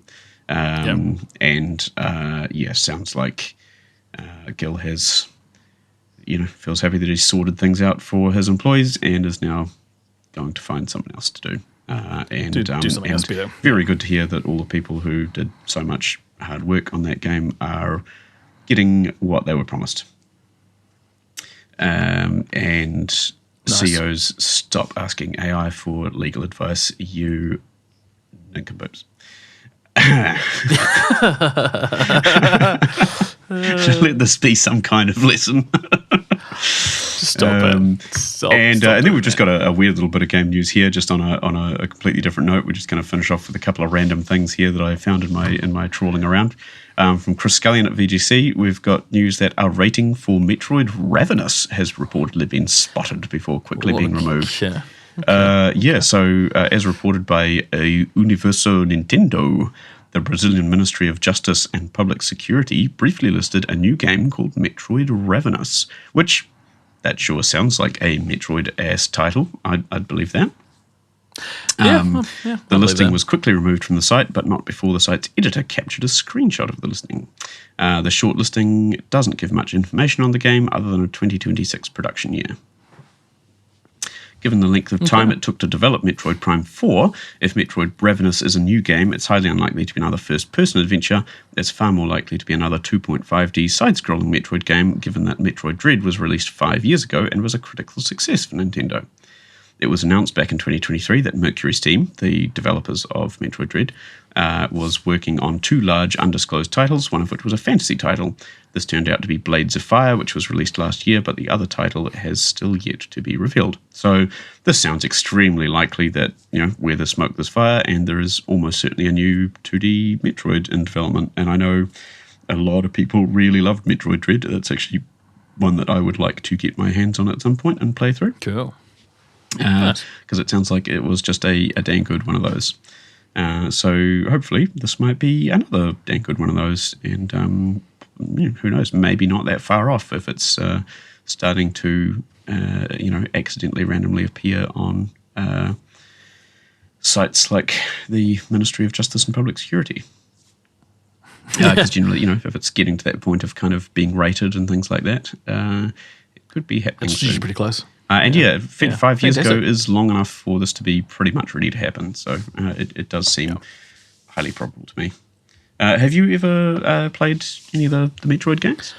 I've never played a Metroid game. I know all other Metroid games, and I've seen some YouTube videos about particularly bad ones. But randomly, I'm like, oh, bag, yeah. But generally, really well regarded, right? Like, Samus, and I've played Samus and Smash Bros, so that counts.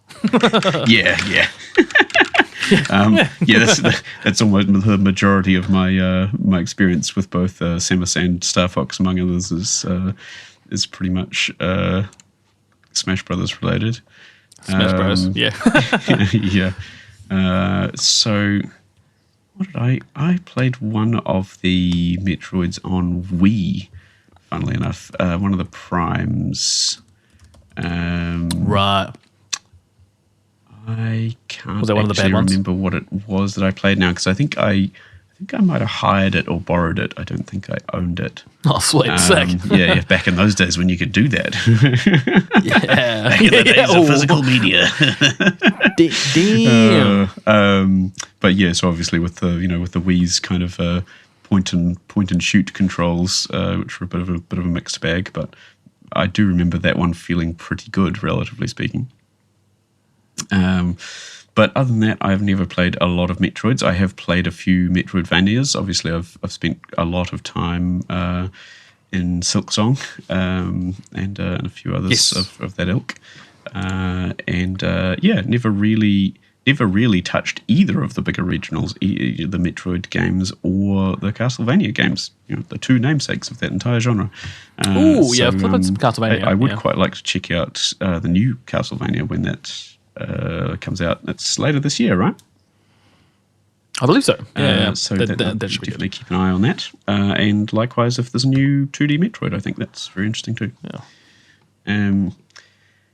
And then finally here, just going back to look at an article that's talking about a game that we thought looked really interesting as part of the Summer Game Fest reveals. This is from Ted Litchfield over at PC Gamer. Mouthwashing's follow-up is self-described Friendsweat. Sorry, Nate. Where three players struggle to operate a tank in a defiled city. We're definitely not quite at peak, but we're not trying to make armor either. So this, of course, is excuse me, Carcass Clad, the tank simulator game from the people who made Mouthwashing. Which we all talked about a couple of weeks ago, thinking it looked pretty interesting from the sort of bizarre trailer. And it sounds pretty interesting. So Litchfield spoke to Wrong Organ devs Jeffrey Tomek and Dave Van Egedem about the studio's follow-up to its breakout hit Mouthwashing. And I've got a few excerpts from the interview here. So they said, we had a cool idea for a tank game, and it was going to be a tank game where you control 3 people at once. Then we were like, well, that seems like it could just be a co-op game. And now it's a co-op game. So Tomek explained that the driving vision of Carcass Clad is to recreate the frantic, claustrophobic scenes from tank movies as emergent gameplay. And like, okay, you've got me. This sounds real good. Like, I'm pretty in. I think you, me, and Nate have to play this, actually. This sounds kind of great. Yeah. It's 3-player, perfect. So each player has a specific narrow role in how they contribute to the tank's success, with a team consisting of a driver, a gunner, and a commander. The first two are fairly self-explanatory, but both of those more hands-on playstyles will be hampered by a lack of visibility and information, with the cramped, dark tank interior only providing narrow viewports to see outside. Tomek told me that all 3 roles will be able to open a hatch and see outside the vehicle, but you don't want to do that during a fight. Hell, it might be a bad idea to do that when you're not actively fighting, lest somebody get the drop on you. From our conversation and Carcass Clad's screenshots, drivers will be almost blind when piloting the vehicle. They can't get a better view and move at the same time, while it sounds like gunners will be limited to a super zoomed-in scoped view unless they're poking their heads out. I'm picturing something like an FPS sniper who can't leave their aim-down sights mode. That's where the third role comes in. The commander gets the most complete set of information, but no direct control of the tank's function. Tomek called it the man-in-the-chair fantasy, and the core challenge of Carcass Clad seems to be the commander providing clear instruction and context to the other two, and them acting on it as effectively as possible. And that sounds so fun, honestly. I love that idea where somebody's trying to call the shots as the other two desperately try to do their jobs. It sounds like a really fun dynamic. So being in a tank really just means you can't see shit around you, says Van Egdem. Commanders have access to a periscope, they can range find, and they can do all of those things, make call-outs, send drawings of the map and which route to take to their fellow crewmates, etc. Tomek said Wrong Organ's goal is to have everyone feel empowered in their own way and really disempowered in their own way, where you feel like you're relying on each other but also don't feel like it's just your commander yelling at you to do stuff. We almost called ourselves a Friendsweat game if we had to put a genre label on it, Tomek said. We're definitely not quite at peak, but we're not trying to make armor either. My analogous example would be Helldivers, said Tomek. The way that Helldivers explores a ton of military simulator mechanics in a framework that's very far from a milsim, and we'd like to almost be a tank equivalent of that. So again, yes please, you've just pressed all my buttons at once. I'm in. I'm so down for that. Great. That's going to be so funny. It sounds like it would be hilarious and go badly in the best possible way. I'd love for us to record our gameplay. I would be quite keen to try and do a but it'd be so good. Or a stream, some sort of that. I think that'd be great. How could we do that?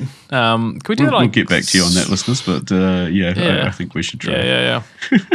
Yeah. Okay, sounds good. We'll figure out a way. Yeah. So that's what I've got in the bag of news. Is there anything else you want to cover off before we move on to what we've been playing around with?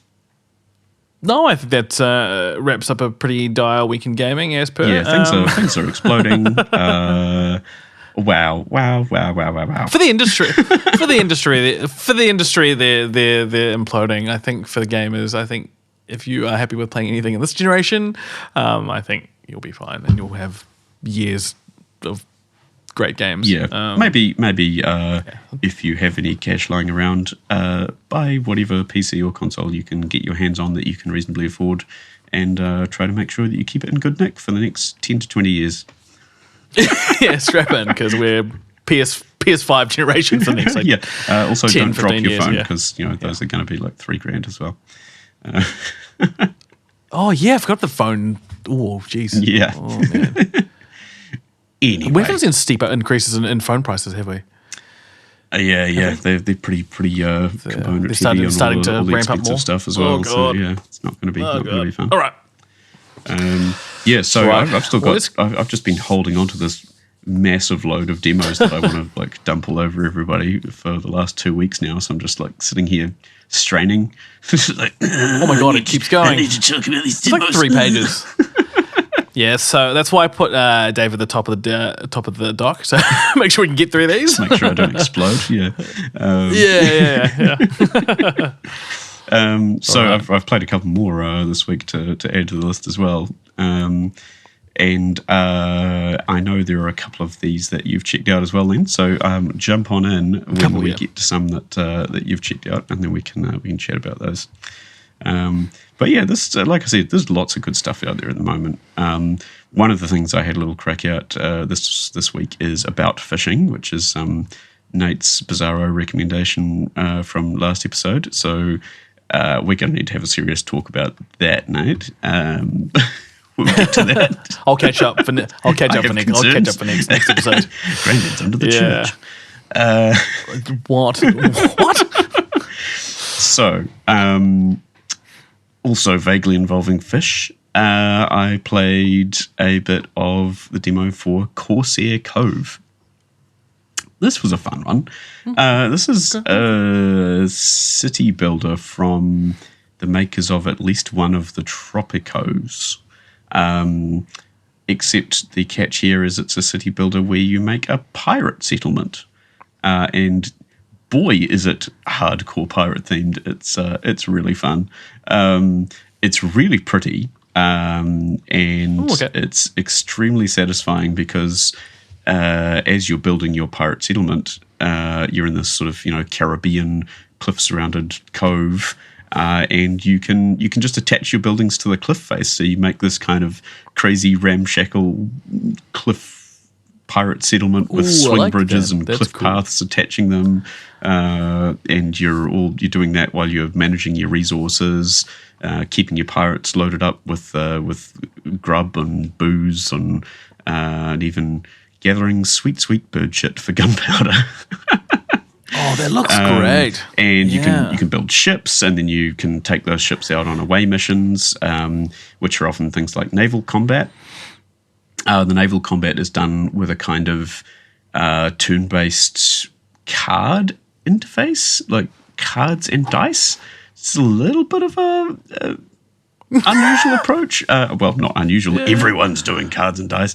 But the way it's implemented is slightly strange. Not my favorite version of that.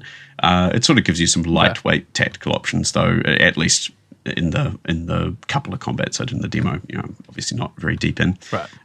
But tends to be balanced out between making attacking moves where you're spending your resources on your ship to deal damage, and support moves. So you might have to alternate by, in between doing some attacks, you might have to regain some resources in order to make more. So a little bit of even flow there. And you try to do that while attempting to keep your ship and your crew as undamaged or as undead as possible. Otherwise, you'll have to repair and replace them respectively, at a cost, obviously, to your city. You'll have to dedicate pirates to crew your ship and things like that who might otherwise be doing other jobs. So really nice kind of gameplay loop, and I really enjoyed it, and it seemed like it had quite a bit of depth in terms of different resources you're collecting and the sort of flow of resources between buildings. So you'll generally have like production buildings for a raw resource that then have to send that to another building for it to be refined into something. So like you might have a lumber mill that's creating logs, and then that's getting sent off to somewhere else to be turned into planks, and then you send that to, say, a warehouse building to be stored, and then your workers can run and fetch that from the warehouse building to take the wood to a construction site or something similar when it's needed. So you have to kind of manage storage levels and production at a couple of levels and kind of keep those chains going and make sure they're all crewed appropriately and the the workers on them are happy, etc. So pretty standard sort of chain of production stuff. But felt like it was done pretty elegantly. I felt like I was mostly kind of understanding what was going on. So it wasn't kind of crazy deep to the point where it was hiding too much information. Felt like things were reasonably well surfaced, so that I sort of knew what I needed to do, with a couple of pretty good reminders in the UI up in the corner to let you know when things were going a bit sideways, or when something got out of balance. So I like that as someone who can't necessarily always keep track of all of those things manually. Well, the only sort of weird thing I did notice was a very odd graphical choice, or maybe a bug, not sure, where the sunlight kind of follows the camera around, because obviously you've got a 3D camera that you can rotate around, and as you rotate around, the sun follows you for some reason. It took me a while to work out when I first booted up and rotated the camera around. I was like, oh, what's going on? Something feels odd, but I can't figure out what it is. And then I was like, oh, the light's moving with me. Why is it doing that? They come in. That's it's really weird, yeah. And so, like you turn the camera around and suddenly you can just like plunge all of your entire pirate civilization into the shadow of a cliff and put them into an instant solar eclipse, effectively, just by changing your perspective.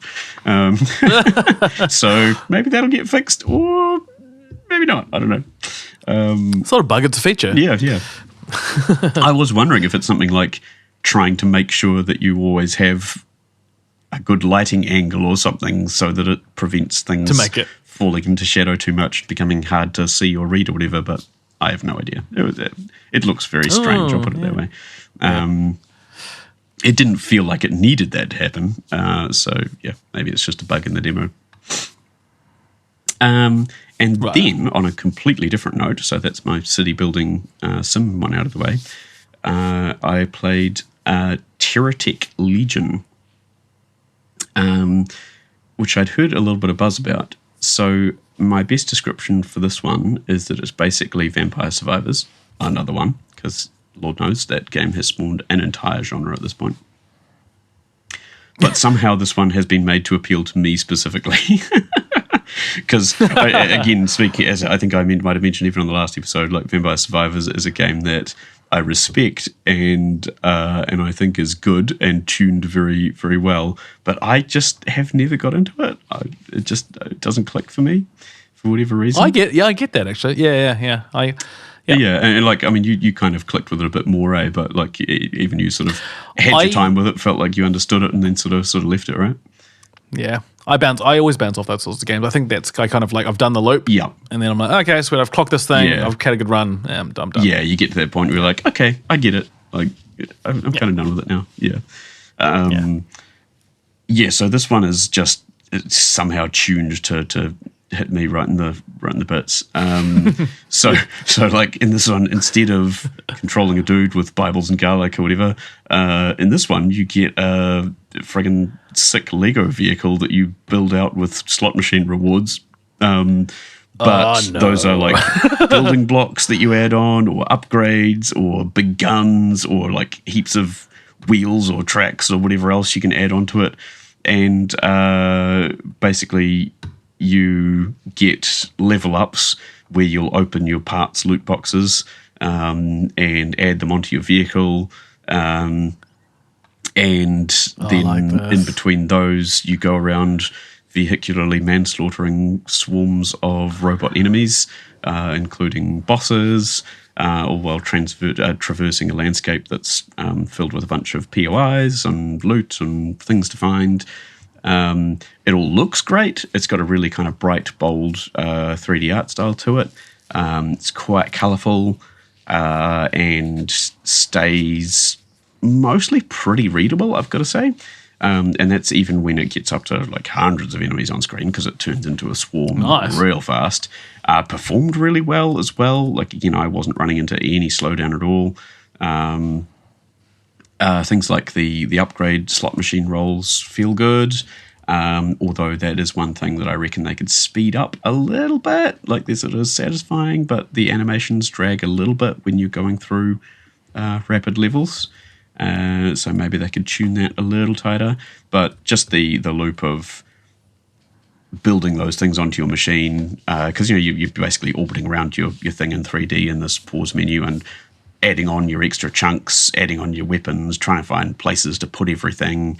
That's really fun. I mean, who doesn't love a good Lego vehicle? It's great. It looks very good. And then the loop of just shooting and boosting through just endless waves of stuff.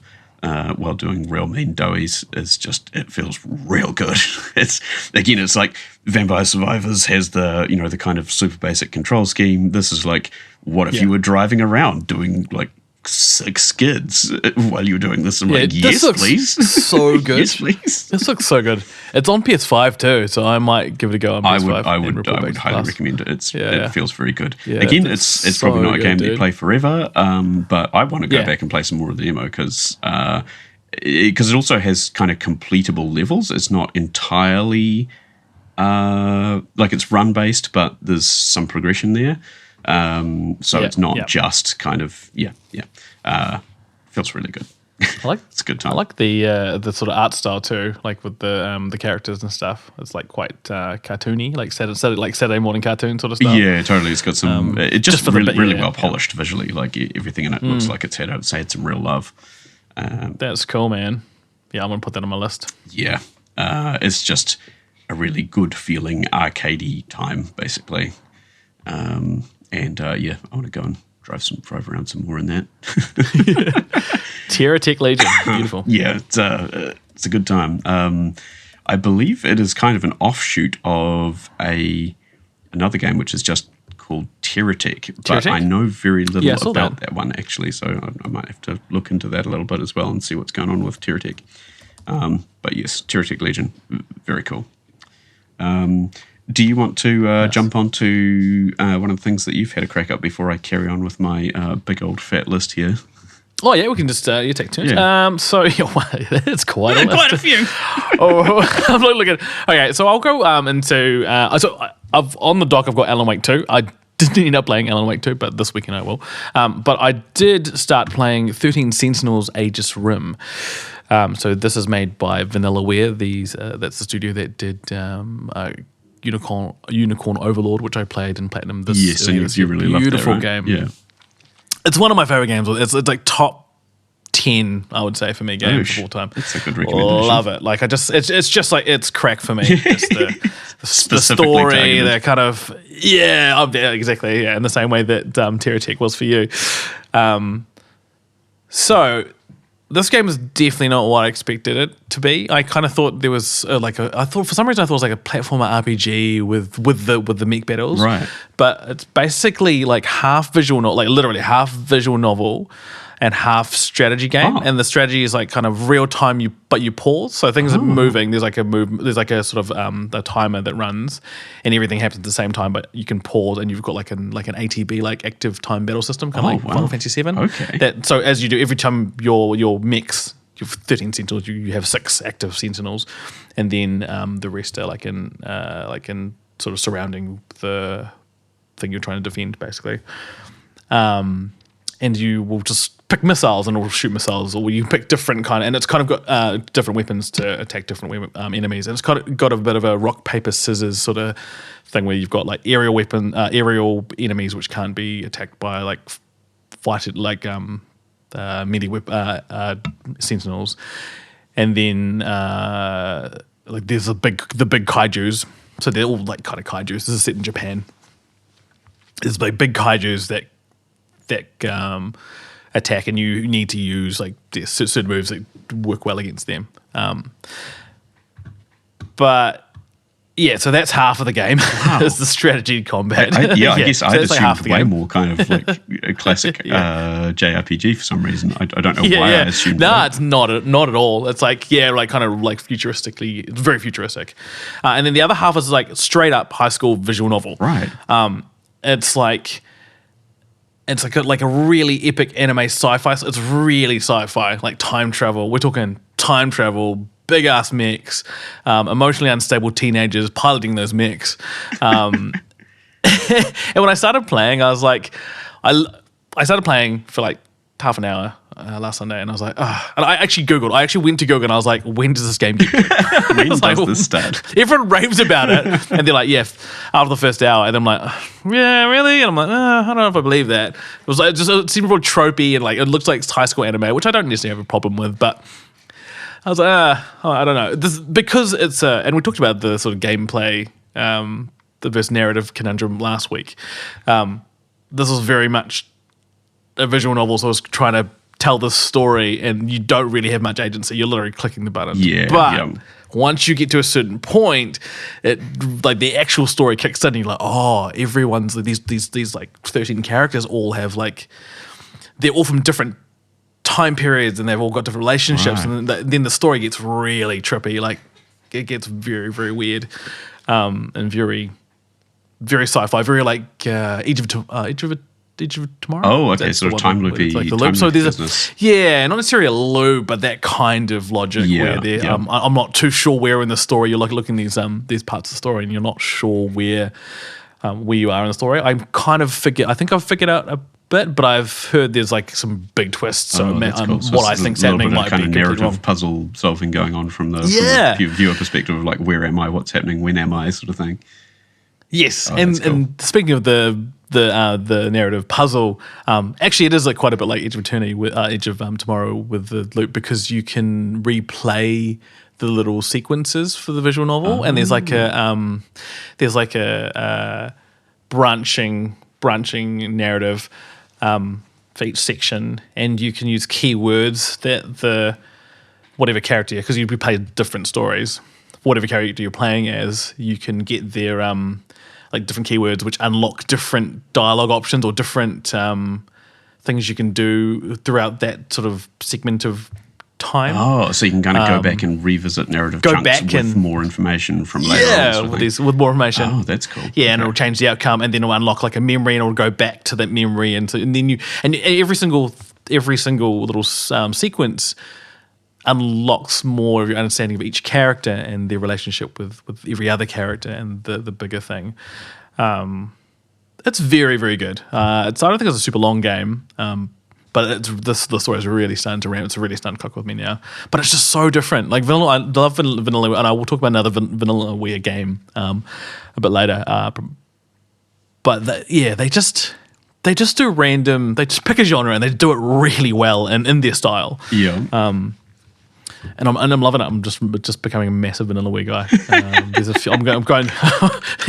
Yeah. So that's my first game. But yeah, we'll go back to you, Dave, because you've still got quite a list there. Yes, there is quite a bit there. Sounds like, by the way, Time to Beat on 13 Sentinels might be averaging about 35 hours. Yeah, so not too bad for I think I played 70 or 80 for Unicorn Overlord, which is a more traditional RPG. Seem to be saying that it might be 70 for Sentinels as well, potentially, but it sounds like it might be a bit shorter than Unicorn Overload. Depending. Yeah. Okay. You'll have to update us on how that goes. Yeah, I'll have to update. So I'll jump back onto one of the other ones that I've played this week, which was another one of the SGF reveals that we all kind of thought looked interesting. So I decided to check it out. This is Screenbound. So this is the game where you are kind of simultaneously platforming around in a 3D environment while holding a legally distinct Game Boy in front of you with a kind of 2D version of the world in front of you. Oh, yes. So yeah, you're playing as a kid sucked into a virtual world, and you're navigating sort of 2D and 3D puzzle challenges at the same time. So really cool concept. And rapidly run into situations where sometimes things will be invisible in the 3D world and visible in 2D, and sometimes vice versa. Most commonly, things will end up being, or at least at the early stages I was in, most commonly things are invisible in 3D and visible in the 2D version. Now, I really like the idea of that, of the 2D, 3D crossover, and having to use both. And they have things like hidden doors that travel between the 3D areas and 2D only spaces. And then you can pop back out of those 2D spaces through the doors into the 3D spaces somewhere else, things like that. That's a really cool idea. I love that. Yeah. But in practice, playing this one, I just found the whole dual screen approach to be more frustrating than anything else, honestly. Oh no! Yeah, I wanted to like this. It looks so beautiful. It's really lovely to look at. Yeah. And I guess one of the things that bug me is that the objects that are hidden in the 3D world feel really quite arbitrary a lot of the time. So you'll have sort of random enemies and obstacles that say sometimes might be visible in 3D and sometimes they're not. And it doesn't kind of call that out to you necessarily. I mean, it sort of tutorializes a little bit, but then it's just like you've got to keep one eye on that 2D screen or you're just going to randomly run into something you can't see that'll kill you. Okay, right. And I don't know, that just feels kind of antithetical to the whole platforming flow state to me, because so much of the time when I get into a platforming game, you kind of find this rhythm, and when you're just constantly having to kind of hesitate, even if it's only for a moment, to check your second screen to make sure that you're not just about to run into something that you can't see, it just doesn't. I wasn't finding that adding to the experience. It was more just constantly interrupting that flow state, and I really wasn't enjoying that. Ooh, okay. And that makes a lot of sense. Yeah, and then there's some other weird things like jumping on top of enemies in first-person 3D feels weird. Doesn't feel great. It's just not a good perspective to do that from. No. And I'd have to say otherwise the 3D platforming sections are really nice and snappy. That it feels good to run around in. And all the art is great. It's gorgeous. It's got sort of colourful, low poly 3D art for the 3D segments. It looks great, and the accompanying 2D pixel art stuff is really lovingly made as well. They're two quite different aesthetics, but they've kind of melded them together really nicely. The whole kind of Game Boy design is cool. I really like a lot of what they've done. However, then going to the 2D only platforming sections, I do feel like those leave something to be desired, and like this is probably a bit of, again, a matter of personal preference. But again, the type of platformers that I enjoy the most are ones that are really snappy, ones where you feel like you're really in control of a very tight or tightly moving character. And this is kind of like the opposite of that. It's really quite floaty and glidey feeling, in my opinion, and quite sort of unsatisfying. Oh, okay. And again, I think there are plenty of platformers, particularly retro platformers, which this thing is kind of playing on, which do feel like that. Like it's a legitimate approach to this kind of gameplay. Right. And it's just one that I personally don't gel with at all. So I found myself, again, quite frustrated by some of these sections where you just kind of, there's a bit of momentum carrying you along that you're kind of having to reverse or stop, and sort of floaty jumps and floaty movement, and sort of weirdly heavy. And it also fairly frequently was committing the absolutely classic platformer sin of putting death drops underneath you with no indications that it is such. So you'll have, you'll be on platforms with no ability to see what's underneath you. There could be a platform down there with some secrets that you're supposed to find, or there's not. And the only way you can possibly find out is by jumping off and seeing what happens.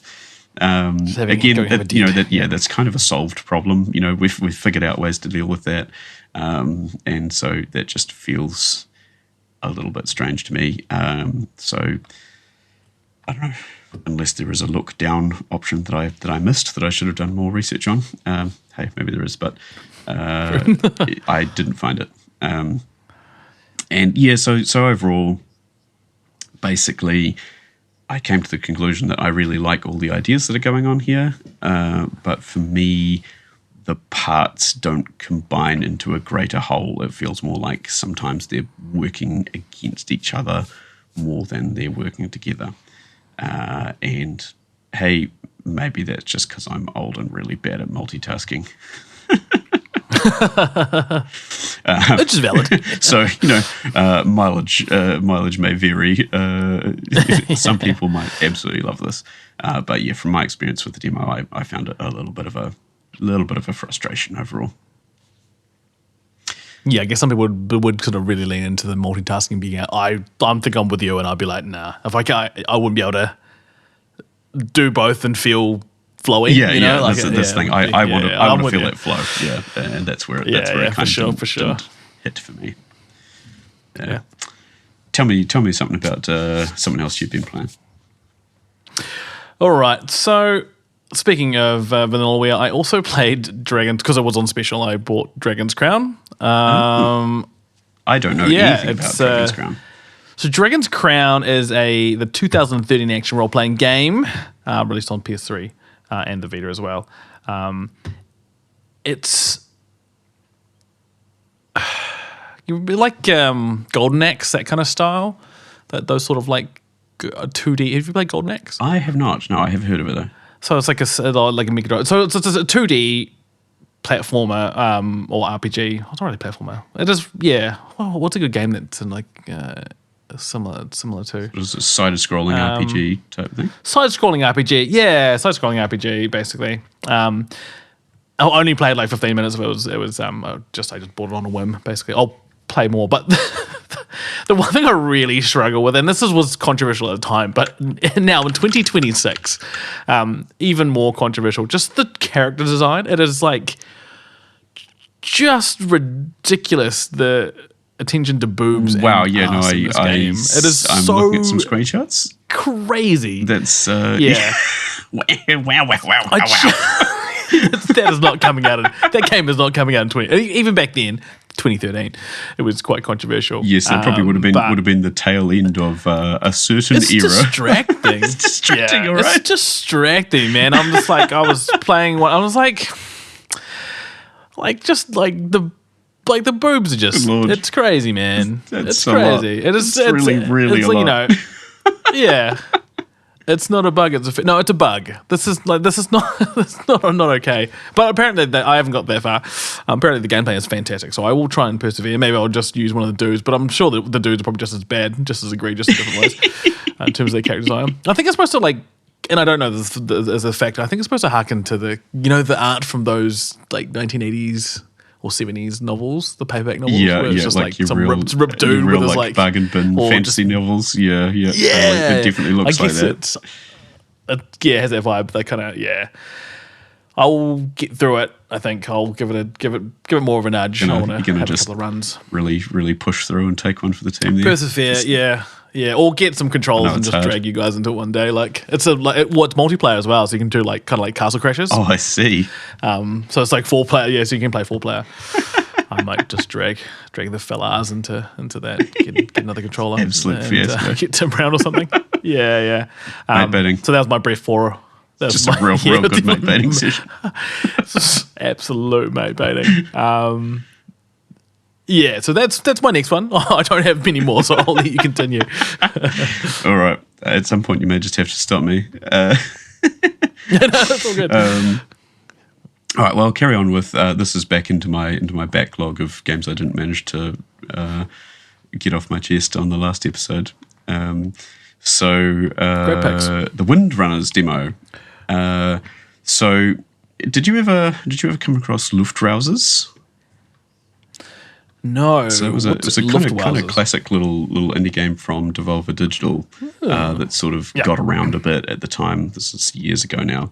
Anyway, it's basically Luftrausers, little like side-scrolling dogfighting game with some real basic little pixel graphics and things. Felt very cool. To me, this is like a sort of evolved Luftrausers, really. So again, sort of 2D plane dogfight shooter. In this case, with like super vibrant, bright, colourful pixel art, combined with some 3D work that's kind of nicely meshed in, and it looks great in motion. Like the screenshots look good, but when you see it moving, it's like, ooh, this is real nice and smooth.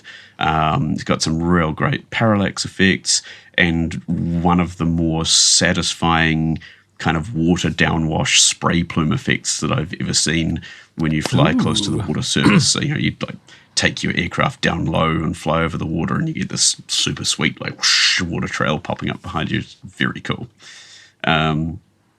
Makes you want to just buzz the surface all the time. It's got super responsive, like real twitchy controls. So again, this is one that made me feel really old. My kids jumped on it and they were kind of looking like they were very quickly going to get better at this than I was. But I did at least still manage to like show them up and get further than them, for now. I like the look of it. It's not far off. Yeah, it looks great. It's got like sort of iframe dodge rolls, like barrel rolls, to help you avoid certain types of incoming fire, but not others. So like you can avoid kind of ballistic shots, but not sort of continuous lasers and things like that. And it's got boosting and braking to help you get out of the way, and also to slow yourself down when you're going for strafing runs. So like if you're attacking a ground target, you can brake real hard, slow yourself right down, and get a good run of fire on it before you have to take off again. Of course, it's a bit of a bullet hell, so everything's shooting at you all the time. You've got little enemy aircraft coming at you while you're trying to attack ground targets and things like that. And other than that, of course, it's a roguelike because everything's a roguelike. And in between missions, you choose from a couple of upgrades, and you can use different things that might support your playstyle. So you might get more shielding to make yourself tankier, or faster health regen, or maybe something that regens your special attacks quicker, and of course different types of attacks, all that sort of thing. So you might have some guided missiles as a special, or you might have some kind of big straight line cannon, or all sorts of different things. Actually, sorry, I take back the health regen thing. It doesn't really seem to have any health regen, at least in the little slice of the demo that I played. So once you lose health, you lose health. It doesn't regenerate between missions either. So you're really trying to avoid getting worn down. It's a real kind of game of attrition.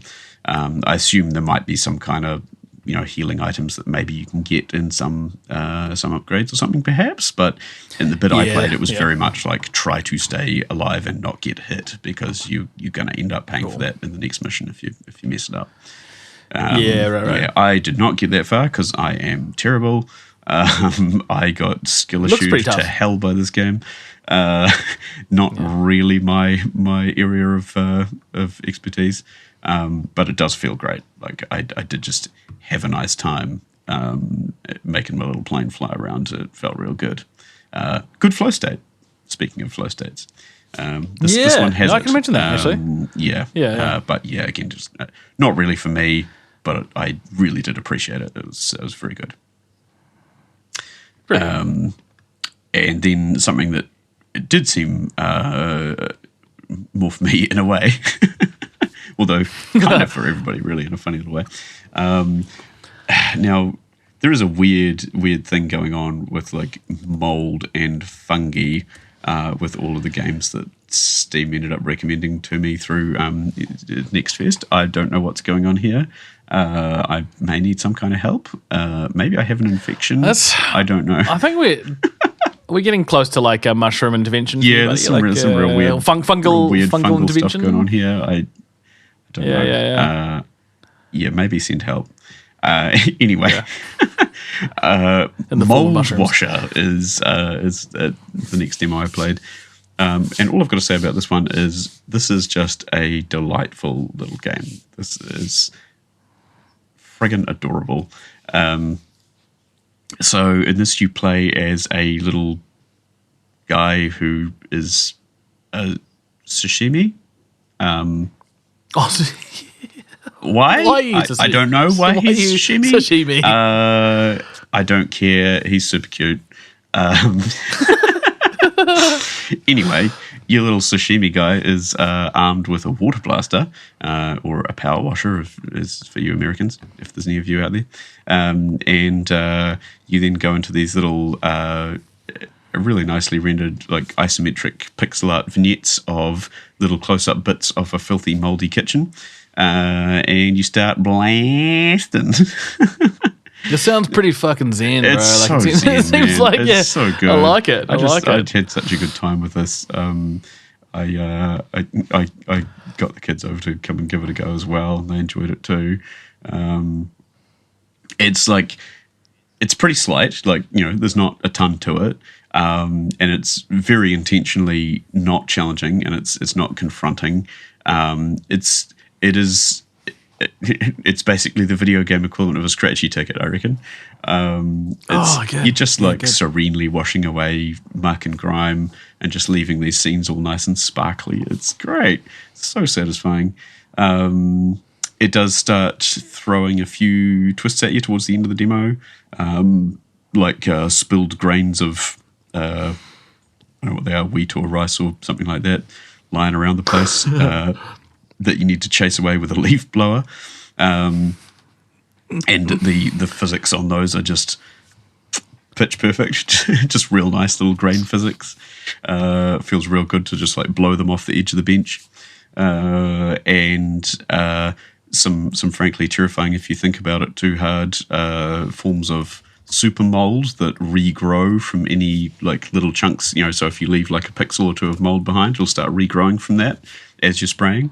Don't think too hard about the in-law implications of that. It's a bit scary, but oh my god, I love it. But it just means you gotta be real systematic about your right. power washing on those. Oh, this sounds like a real good Sunday afternoon game. Totally. I'm just all Sunday evening before work. You're working down. Just chill out. And it gets better. It gets better in the chill out department as well, because in between your little cleanup missions, you go back to your weird little sushi house, and you decorate it with stuff you earn for your missions. So you get little stickers, you get little toys. I love that. You get a little gumball dispenser thing. You get a stereo, and you can change out the in-game music, and you find more songs in amongst the mold as you go through the missions. Of course, you can buy new tools, like you buy the leaf blower. You can buy a high-powered water blaster that kind of pushes you back with kickback, but does more mold cleaning. Yeah, you could upgrade your tools so you can give them increased radius or range or all that kind of stuff. And it's just got a really nice combination of some really nice kind of smooth lo-fi beats in the background, which you can collect and change out, obviously, in a bunch of different genres. It's got the cute little salmon guy. It's got the satisfying mold erasure. Overall just kind of general nostalgia bait aesthetics, which get me most of the time because I'm a vulnerable elder millennial, and all it takes is a reference to my childhood to just immediately get me. So it's like I'm an easy target. And I ended up doing a little bit of research into this one, actually, because I was like, who's made this? And it's a solo dev who seems to have actually carried the theming over, because I was like, what is with the little sushi dude and stuff? It seems like he's carried it over from a previous game he made, which was called Staying Fresh, which features seemingly a whole bunch of the same little food characters, including a little sushi guy in a giant kitchen battling mold zombies. So again, we had food and mold and the giant kitchen and all that sort of stuff. So it seemed like all the same theming, but that one was, as far as I could tell, like a turn-based tactical game. So quite entirely different genre. And it didn't seem to have gotten a whole ton of traction when I checked it. It looked like maybe only about sort of 400 estimated owners of the game, according to SteamDB. Hard to say how accurate that is, but not a big uptake. But he's spun it into a sort of much simpler to grasp. You can look at it and immediately understand what's going on here, and understand the mission. Yeah, and it seems like he's had a winning formula here, so hopefully it goes well. Because also apparently he's a composer, so the music has been composed by him, which makes sense of why it's got such a sort of banger lo-fi soundtrack, because that's obviously one of his other passions. So yeah, nice little package, I reckon, and just good for settling down and just scratching an itch. The itch might be fungus. It probably is fungus. I'm concerned. Wait a minute. Should I talk about more fungus? Well, you might as well go combo, but I may have to call an intervention on you. Yeah. But carry on. This next fungus is like less pleasant, like a lot less pleasant. This is like the complete opposite end of the spectrum. We've gone from like cozy mold to oh my god, oh my god, I hate this mold. I was like, so the other mold related game I played was called Mold Rise. Oh man, this is so gross. This is just yuck. Doesn't seem friendly. So I guess I would call this a sort of survival roguelike puzzle game.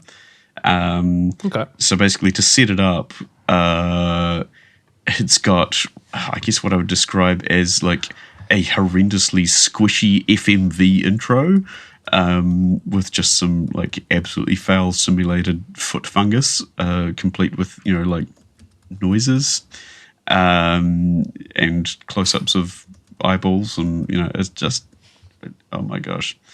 Oh god. Yeah. So anyway, it really sets the scene immediately, and you are playing as someone infected with some kind of sentient foot fungus that's trying to mind control you, or maybe you are playing as the foot fungus. I don't know. And the foot fungus wants you to go to the roof of your apartment building for some reason. That sounds like cordyceps or something. Yeah, it doesn't sound good. Yeah. I don't think like the fungus is on our side. Yeah. Anyway, your apartment building is disgusting, and the whole thing is kind of like a real gnarly sort of PS1 aesthetic, which is very unsettling. And the gameplay involves a lot of real high tension meter management. Essentially, you've got 3 meters for like hunger, thirst, and fungus. And those go up really fast. So you've only basically got kind of a couple of minutes before you die, and you are trying to desperately kind of run around, knocking on doors, conversing with the extremely strange denizens of the apartment building, trying to kind of trade with them or do favors for them to obtain the tools and survival items you need so that you can buy yourself some time and progress, and you kind of learn more of that sequence each loop.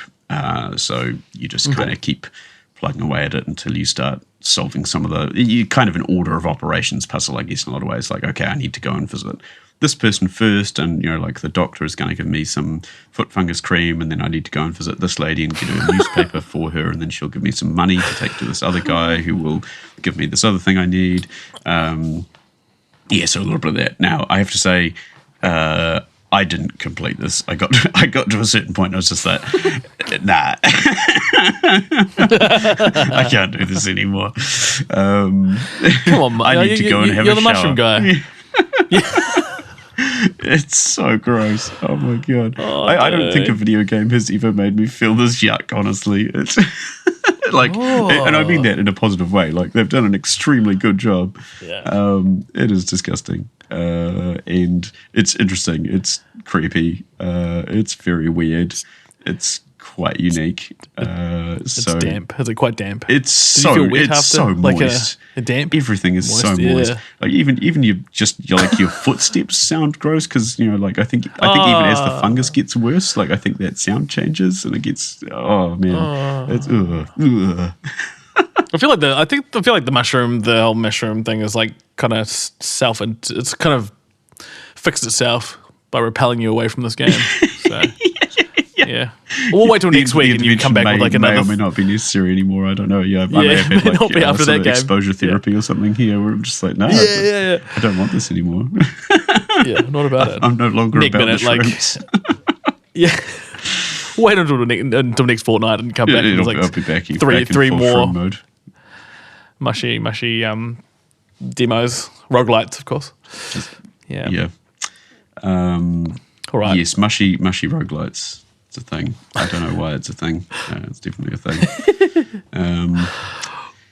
All right. Well, I can talk about a game I played next year. It's called Rose and Locket. Ooh. Rose and Locket. It is by a New Zealand dev. I didn't play much of it. I think I'll buy it just because they're like a New Zealand dev. It's on special, so I think I'll just buy it. Hell yeah. And it's like hand drawn. Okay, so it's a hand drawn Western action platformer, like twin stick shooter. Oh. And you're trying to hunt the 7 deadly sins. And I think when you kill a sin, you get like new powers. I really only played maybe half an hour this afternoon, or evening when I got home. It's kind of like it's got a really cool vibe. It's kind of inspired by Samurai Jack. It's kind of that kind of real high contrasty, like stylized environments and animation. It's really good. It's really cool. Yeah, Rose and Locket. It's cool. I don't think I'm good at it. And I think I suck too much to play it because it's like the twin stick. I don't know. Maybe I need to play with like. Yeah, I'll give it a proper go because I really want to play it. I'm just not great with twin stick shooters, and this one seems hard. Or maybe I just suck. Maybe I just need to play it on easy. I think there is an easy mode, so I might do that just to get through the story because it's really interesting. Sometimes easy mode is great. Yeah. I'm coming to rely more on. Oh man, this game looks so good. Oof. It's cool. New Zealand dev, man. Publisher Kiwi Ninja Kiwi. So they must have, Ninja Kiwi Games. So as a great New Zealander, I will probably buy this and just give it a nudge and see if I can get through it. Yeah, but I don't have much more to say. It just looks really. It's like feels really tight. Like there's kind of we're talking about that tight platforming. It's quite tight. And you've got a bunch of abilities. There's like a kind of iframe dodge as well. It looks really cool. I like the aesthetic. I don't know how I came to find it. It just found me, I guess. Maybe when I was on Steam at some stage, or maybe there was an advert on Facebook. I actually have no idea, but I remember seeing this and then going, "Oh, I need to write that down." So I wrote it down, and I just only got a chance to play the demo this afternoon. But just keep tuned, and I will have played more by next episode, I'm sure. Yeah, definitely keep us posted on this. Rose and Locket. Turns out, guys, we kind of make quite good games down here in New Zealand from time to time. Yeah, like Dredge and Path of Exile. And when I say we, I'm just taking credit for all the New Zealand game developers that I have nothing to do with. But, we. No. We made this. We'll talk about it. Yeah. The best we can do is talk about it and plug those games to our listeners. And I will. Yeah, me and Nate played Returnal. I think I'll let Nate talk more about this next week. Nice. Because next episode, because he's gone a lot further than I have. But once I got my controls locked in, because I'm just a heathen that has like Southpaw controls. So it's just, speaking of interventions. but you can, exactly right. But this lets you do full customization of controls. So I just made a full custom loadout for my controls, like to reassign buttons and shit, and it plays beautifully. Oh, nice. I still suck. Nate's really good at these like games. He's got way more patience than I do. He carried me through the first boss like a legend. I think I'll go back to it. I just, as we were saying earlier in the podcast, there's so many games, and I just don't know what to put my attention to. I'm like, I've only got so much time to play these games, along with everything else, like work and like other hobbies and stuff. Filtering is hard. It is tough, man. When we were playing multiplayer, because it's got a really good multiplayer system and it works quite nicely. It feels so good to play. But I was saying that, I don't know if I'm going to. I don't know if I'm good enough to finish it because it's very hard. It sounds like quite a skill check. It's a hard game. Yeah. And that's like, So once I figured it out, I could smash through the first two bosses. And I'm like, here I'm like struggling to get through the first boss sort of thing. I was like, oh my god. I mean, Nate, you are a masochist. We know this about you. He's just a sick man. Yeah. Sucker for punishment, man. Jeez, Nato. But he's just got the ability to figure it out. Whereas I'm like, no, I'm too slow. All of my skill is like dedicated to Call of Duty, and I'm not even that good at that. So you dumped your points into COD. All my points are Call of Duty. Yeah, it's all first-person shooters, Call of Duty. It's hard to respeak. But yeah. Basically, Returnal is a great game, and I can highly recommend it to anyone who wants to, like, I guess, put themselves through a bit of hell, but in a good way. Find a nice buttery shooter that really does engage you in flow state when you're when you're in the zone. Yeah, it is. It's a very smooth shooter. It's peak, man. Housemarque do an amazing job. Yeah. But yeah, that's all the games I played this week. But we'll carry on with your list there, Dave. Wait, I'll just keep on running down here. I feel like there should be something on here for most of you. There's a real weird variety of stuff here. Obviously, some of which I gelled with, some of which I didn't, and that's going to vary per person, really. Some good stuff. Yeah. This next one is one that I didn't particularly enjoy. Okay. Yeah. So this is Zero Space, which is an RTS. So immediately pro RTS. Love to see an RTS happening. Quite sad about the overall mostly death of the RTS genre, because again, growing up, I spent tons of time playing RTSs. I grew up in the age of Warcraft 2, and then Warcraft 3 and StarCraft and and that's just Blizzard, and of course, all the Age of Empires games and Command and Conquer and all of those. Just spent tons of my childhood playing RTSs. Love them. For sure. Didn't love this one. So what I will say for it is that it seems really ambitious. And it's got some super cool mech designs in it. I do remember seeing some news that I think they actually got in somebody to do some mech design work on it specifically, who's done some really cool other work, and I can't bring that name to mind right now. But anyway, it's got some very cool mechs in it. However, pretty much everything else, from the controls to the UI to the animations and the environments, everything feels like it's aiming really high-end production-wise, but it's all, I don't know, it all just feels like it's kind of falling weirdly short in a variety of different ways to me, which just results in something that feels really rough around the edges. The optimization was not good. I mean, I don't have a top-end PC, but man, my rig was really struggling with this game. It also has these kind of RPG-light sections in between the RTS missions with like conversation trees and dialogue choices. That's what that means. Okay. Yeah, like where it gets a bit weird is the characters all just look like they literally kind of pulled them out of Mass Effect and sort of generified them a little bit, just kind of smeared some butter on them to sort of smooth them out. Yeah, I see. Like there's a Garrus, there's a Shepherd, there's a Liara. It's like there's all these characters that are just almost one for one, just kind of slightly shifted, but then they also all seem to be just kind of completely personality-less. They're just kind of Timo Shepard. Yeah, exactly. Yeah, just Shepard from Wish. Really strange. I don't know what they were going for, really. Just a bizarre mixture. Again, just felt like all the elements weren't quite lining up and hitting each other. Like, I like the idea of having an RPG. Oh, sorry, an RTS with some interstitial RPG elements. That's kind of fun. I think it's maybe a little bit hard to get people attached to those characters in a sort of RTS setting, but I mean, Warcraft 3 managed to do it, right? You know, with the whole sort of Arthas campaign and things like that. Like, you did get attached to those 13 characters. Sentinels. Yes, 13 Sentinels, man. It's doing it real well, yeah. So, you know, it's definitely possible, but yeah, I felt nothing for this one, I'm afraid. It's just, it just kind of made me want to play Mass Effect a bit, honestly. I was just like, oh yeah, that's right. How the particle depths and stuff, cool. was it pretty at least? Like, no, just kind of mid? It was trying to be pretty. Okay.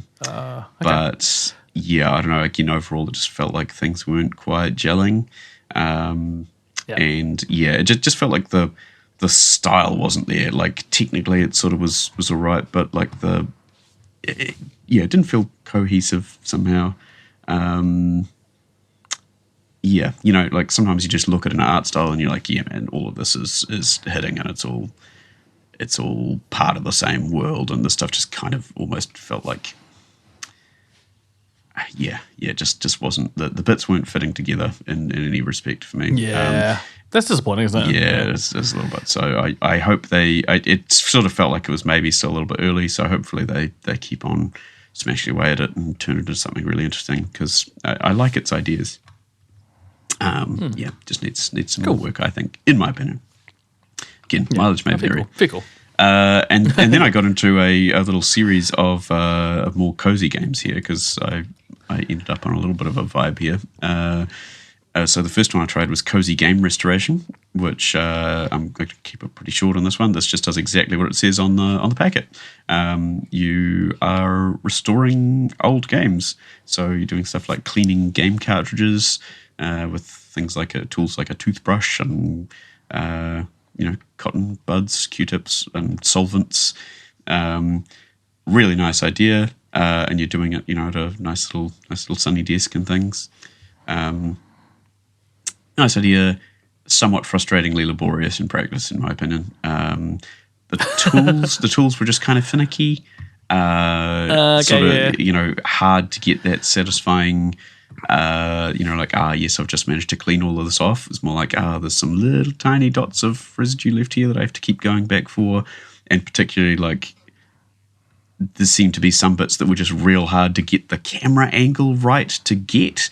Like you kind of be rubbing at the thing, and then you'd realize that you have to kind of turn the camera around a little bit more to get a slightly different angle.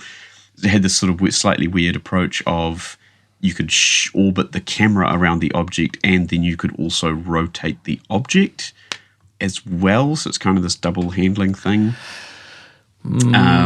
Just a little bit clunky, I think. And the clunkiness tipped it over from cozy and zen into a little bit annoying for me. I sat there for, sort of half an hour or so working on my one game cartridge. Has some very good sticker peeling physics, I'll give it that. Like, that's nice. So you can peel the old price stickers off and then remove the adhesive and clean them up, and you got to make sure to regularly clean your tools up in the little cleanup station and things like that to make sure you're not wiping dirt back onto the thing, stuff like that. Right. So, nice little kind of simulator vibe, but yeah, it sort of veered a little bit into like, this is a touch annoying. To really allow me to, again, hit that flow state. Fair. But the other game in this exact genre, weirdly, like strange that there's two of them, that I played is called Restory. And Restory? So that's basically exactly the same concept as the previous one, in a general sense. But in this case, it feels really fleshed out into like a much more of a proper game as opposed to kind of a sim, So in this one, you step into the role of the new owner of an electronics repair shop in Tokyo in the early 2000s. And you are taking on jobs repairing people's electronics, which consist of things like legally distinct, definitely not Razer flip phones, not quite PSPs, and weirdly actual licensed Atari consoles, because they got some kind of agreement with Atari, because I think Atari will just give anyone their IP. That's awesome.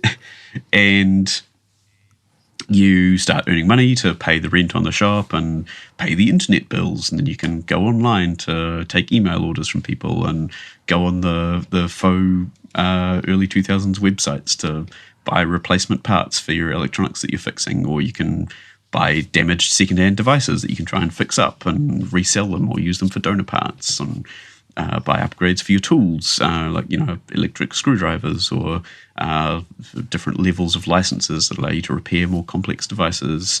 And you do all this, and you do all this while just kind of listening to, again, sweet lo-fi beats and watching the sunlight move across your desk. And customers periodically pop up at your street side window. It all done as kind of little 2D cutout characters who are very, given a lot of nice personality. And the postman comes and goes and delivers your packages to and from people. And that's where story elements start to form as well, which I thought was really cool. So you immediately get this kind of suspicious activity going on in the neighborhood in the background. One of your first customers might or might not be a mob boss, I think, who maybe might or might not have cut off the previous owner's finger or something. Oh my God. I think you find a random finger as you're cleaning up the shop at the start. I'm like, oh, okay, what's this? It's randomly dark. The postman's kind of innocent relationship dramas with his girlfriend and stuff like that. There's a neighbor who appears as a bucket with sticky notes attached to it, who gets you to fix their stuff, because they drop the bucket down from their apartment up above, so it's just got all these kind of charming hand-drawn characters, and just an absolutely palpable sense of nostalgia in this one. Like, again, just highly weaponized nostalgia. They got me again. And they've put a lot of thought into the things you're repairing. Like, there's a lot of love there, with a really good balance, in my opinion, of the kind of feel of it and the complexity of the teardown and reassembly. Like, it's really simplified, but there's kind of enough detail that it feels satisfying and interesting. So you kind of learn each new device and figure out how it comes apart and where all the bits are. It makes that process of learning quite interesting. And the way you manipulate those parts and take them apart with a screwdriver and clean them all and put them back is really satisfying. Like, again, it doesn't get in its own way in the same way that, say, Cozy Game Restoration did a little bit. It makes it just kind of a pleasant loop to complete, while still having enough depth to it that it's not just completely repetitive. And felt like really it was kind of developing a good sense of depth there as well, in terms of the things you were fixing and stuff. Right. It's really realised. Conceptualised quite well. Yeah. And obviously, like, very loving towards this kind of era of tech. For sure. And and then it sort of it contains it all within, I would say, like a slightly Stardew Valley-esque day-by-day loop, where you're sort of encouraged in the early exposition that you should shut down the shop each night before a certain time, before it gets too late. There was some mention of the criminals coming to get you if you stay open too late, things like that. I suspect there's a certain sort of time management aspect. I didn't ever actually end up staying open too late, but I think it's probably a little bit like the Stardew Valley thing of, like, you end up losing some money if you stay open too late and push it too far. Right. Yeah, so basically very Stardew Valley-esque in a funny way, with that same kind of choosing your thing you're going to do for the day and making your time count. And in this case, sort of making retro electronics repair seem like an appealing village lifestyle, and a way to make friends rather than farming. And I would say it all felt quite low stakes. There was no real kind of pressure on anything much. And honestly, if I was to continue playing the full thing, I hope that's how it stays, because and just add more variety in, because that was a very nice loop, and I wanted to do more of it. It just felt good. Cool. It reminds me of a game I played called Coffee. It's Coffee Talk. It's like a 2D. You like go in a coffee shop and you kind of just like, it's got like hold the you're running the shop, but there's like a background story that's going on at the same time, and you're kind of navigating your relationships with your customers while learning new different types of latte art. And is it a relatively recent release? Is that Coffee Talk Tokyo or something? I think so. Yeah, Coffee Talk. Yeah, Coffee Talk. Yeah. Yes, I think I saw that it had done really well in reviews. Sounded like it was had some good momentum there. Yeah, it's good. It's like visual novel. So there's not really that much gameplay, but except for making coffees. But it's all about the conversation between the different characters and stuff, and very 2D kind of sort of style. This looks really good though. Like I like the look of Restory. I might have to give it a go sometime. Yeah, it's another one that I recommend for a chill time. Nice. And on a puzzle game note, I cracked into a bit of Order of the Sinking Star. So I didn't manage to get to that one. It's it's an interesting one. So this is the latest puzzle game from Jonathan Blow. So this is the guy behind Braid and The Witness. And I guess I probably need to start this off by saying that I have mentioned the fact previously that I very much like The Witness. I've got a lot of time for that game, but it is worth noting that the man himself, Jonathan Blow, seems to have ended up holding some views that I strongly disagree with, and by all accounts, he can be pretty unpleasant to deal with. So that being said. I may not agree. May not agree with the individual. But he does have a knack for making some really interesting game design decisions. So we will look at that rather than him, I suppose. To kind of make sense. So this one's sort of interestingly different from anything he's done before.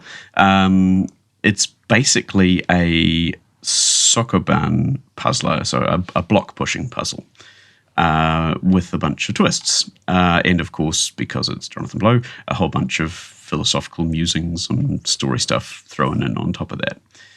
General mystery. Right. And so, like his other games, it's incredibly adept at teaching you through gameplay itself. So basically zero tutorialization, just really carefully managed layers of complexity in the puzzles that tend to just teach you a single principle at a time by making you figure it out. And then once you figured it out, combining it with other mechanics and just layering them on top of one another. So just increasing depth and options and ways you have to think about things. Like again, The Witness did this incredibly well, and this one does too. Like it just kind of lets you loose and starts introducing you to things, and it all starts to make sense. And in this game, one of the sort of first gimmicks you come across is the use of multiple characters, all with different abilities. So, for example, you've got one character that pushes blocks or characters, another one that pulls them, and a third one that swaps places, like teleports with objects. And so all these characters do that thing when you face the object and that you want to interact with and are adjacent to it. So you have to really carefully manage your positioning, obviously, because you kind of stick to things when you're the pulling person. So you then have to kind of be able to get sideways off the thing that you're pulling in order to let it go, that sort of stuff. So that is both a really interesting way to navigate the world and at times incredibly frustrating, as block puzzlers tend to be. True. And of course it's got a good built-in rewind mechanic, so you can just kind of reverse your moves at any time. It basically immediately introduces a whole bunch of different twists on these mechanics, like mirrors that you move through and different ways you're handling all of these things, combining all of these characters in different ways to complete the puzzle. So you're working around their different abilities and inabilities. So you have to sort of use them in specific orders to bounce off each other, that sort of thing. That stuff is really enjoyable. The storytelling gets started almost immediately through sort of mysterious audio logs with a narrator that immediately starts to lean into questions like, what is free will? Like, almost immediately. So it's like, oh, yeah, okay, it's one of these. Zero chill. Yeah, exactly. Just straight into the philosophy. And the chatter between the characters, starts kind of right off the bat as well. And I would say it looks nice, but in a kind of slightly Fortnite-y sort of way, in that kind of low texture art style that's becoming very familiar at this point. Yeah. So like super colourful. Yeah, colourful. Yeah. Sort of friendly. I would call it kind of generic looking, honestly. Like, again, looks a bit like Fortnite, It's not anything you haven't seen a lot of times before at this point. Right. It's, it's obviously a top-down tile-based grid. The art style doesn't feel like it's doing anything very unique. However, it is very readable, which I would say is pretty important for this sort of massively important for this sort of game. Yeah, 100%. Yeah. So it succeeds at what it's doing. I would just say it doesn't look particularly special, which is sort of interesting compared to how kind of iconic in some ways, I guess, both Braid and The Witness were, with pretty distinct looks that did something interesting at the time.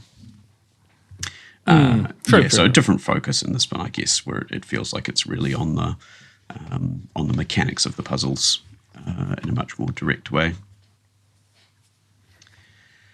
And then quick run through a couple of other roguelike deck builders. Yes. Another one I played was Empire and Decay. It's a roguelike deck builder, but it's chess this time. Sort of, anyway. I think we might actually have enough roguelike deck builders now, guys. I think Are you sure? Maybe stop. Maybe there's too many. I was looking at funny you say that, I was looking up roguelikes in Steam, and there was like 12,000. So many. in Star Steam Wars alone. Galactic Racer is apparently a roguelike as well, so it's everywhere. Is it? Yeah. Oh, okay. I mean, that sounds kind of cool, honestly, but yeah. Yeah. So this one you're playing. It's a roguelike deck builder. You're playing cards. You're spawning units, but onto like a little mini chessboard, and you're using your cards to also make your units perform special moves or attacks or buffs, and direct damage to other units, things like that. And the aim is to basically protect your end of the chessboard from damage by getting rid of the enemies before they get there.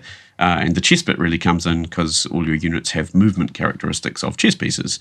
And you can just kind of auto-attack things in front of you, so you can kind of butt up against an enemy and kind of auto-hit them each turn. But if you use your chess moves, you can also take enemy pieces. So in other words, you can immediately remove them just like you would in real chess. And there are sort of counters to that, like you can end up with armor on units and things, so you have to strip that first. But yeah, in general, roguelike card tactics with chess moves. Looks pretty. Yeah, this one's got like really interestingly high production, which I sort of wasn't expecting. Some really polished art. It's all sort of full 3D. Lots of pretty hard out animation work. Really flashy UI, which, funnily enough, given what we were mentioning earlier, sort of sometimes for me brings to mind like Arcane's approach to menu work. Okay. Like quite maximalist, quite extra. Yes, all of the things. Yeah, and there's a couple of different factions built in, each of which has their own cards, their own units and playstyles. And when you play a run, you seem to select like a primary and secondary faction. So you have kind of a set of main benefits and units, and then you get some of the accompanying one as well. Not quite sure at this stage how that ends up melding together, but it gives it a bit more variety. So high effort. Not quite sure if we need all of these though. At this point, This one looks. it's cool. Looks quite good though. It is quite, I do like it's it. quite good. I enjoyed my time like with it. And it's Yeah. And seeing all the different takes on roguelike deck builder, but it is fun. But This has got like with the factions. The factions kind of reminds me of Heroes of Might and Magic. Yes, kinda, definitely a little bit Heroes-esque in that respect, Yeah. for sure. Yeah, That's kind of cool. It's cool. yeah. Again, one to check out if you are into a bit of card tactics combat, because it is one of those for sure, and it does it well. Not sure how far the depth goes with the whole chess bit. But it's certainly an interesting thing that I personally haven't seen done before. So that's a cool take. Probably needs some more mushrooms though, to be fair. Yeah, it needs more mushrooms. Yeah, for sure.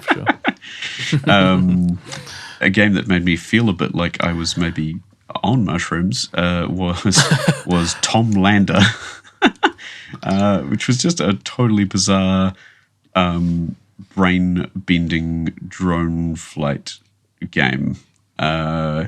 So basically you're a sort of 4-engined drone with individual thruster controls. So it's kind of like somewhere between Lunar Lander and Quap, I would say. Where you're just kind of trying to survive half the time, just trying to stay in the air without immediately hitting the ground, exploding. And then it throws some, like pick-up and delivery missions at you, and then some aerial combat.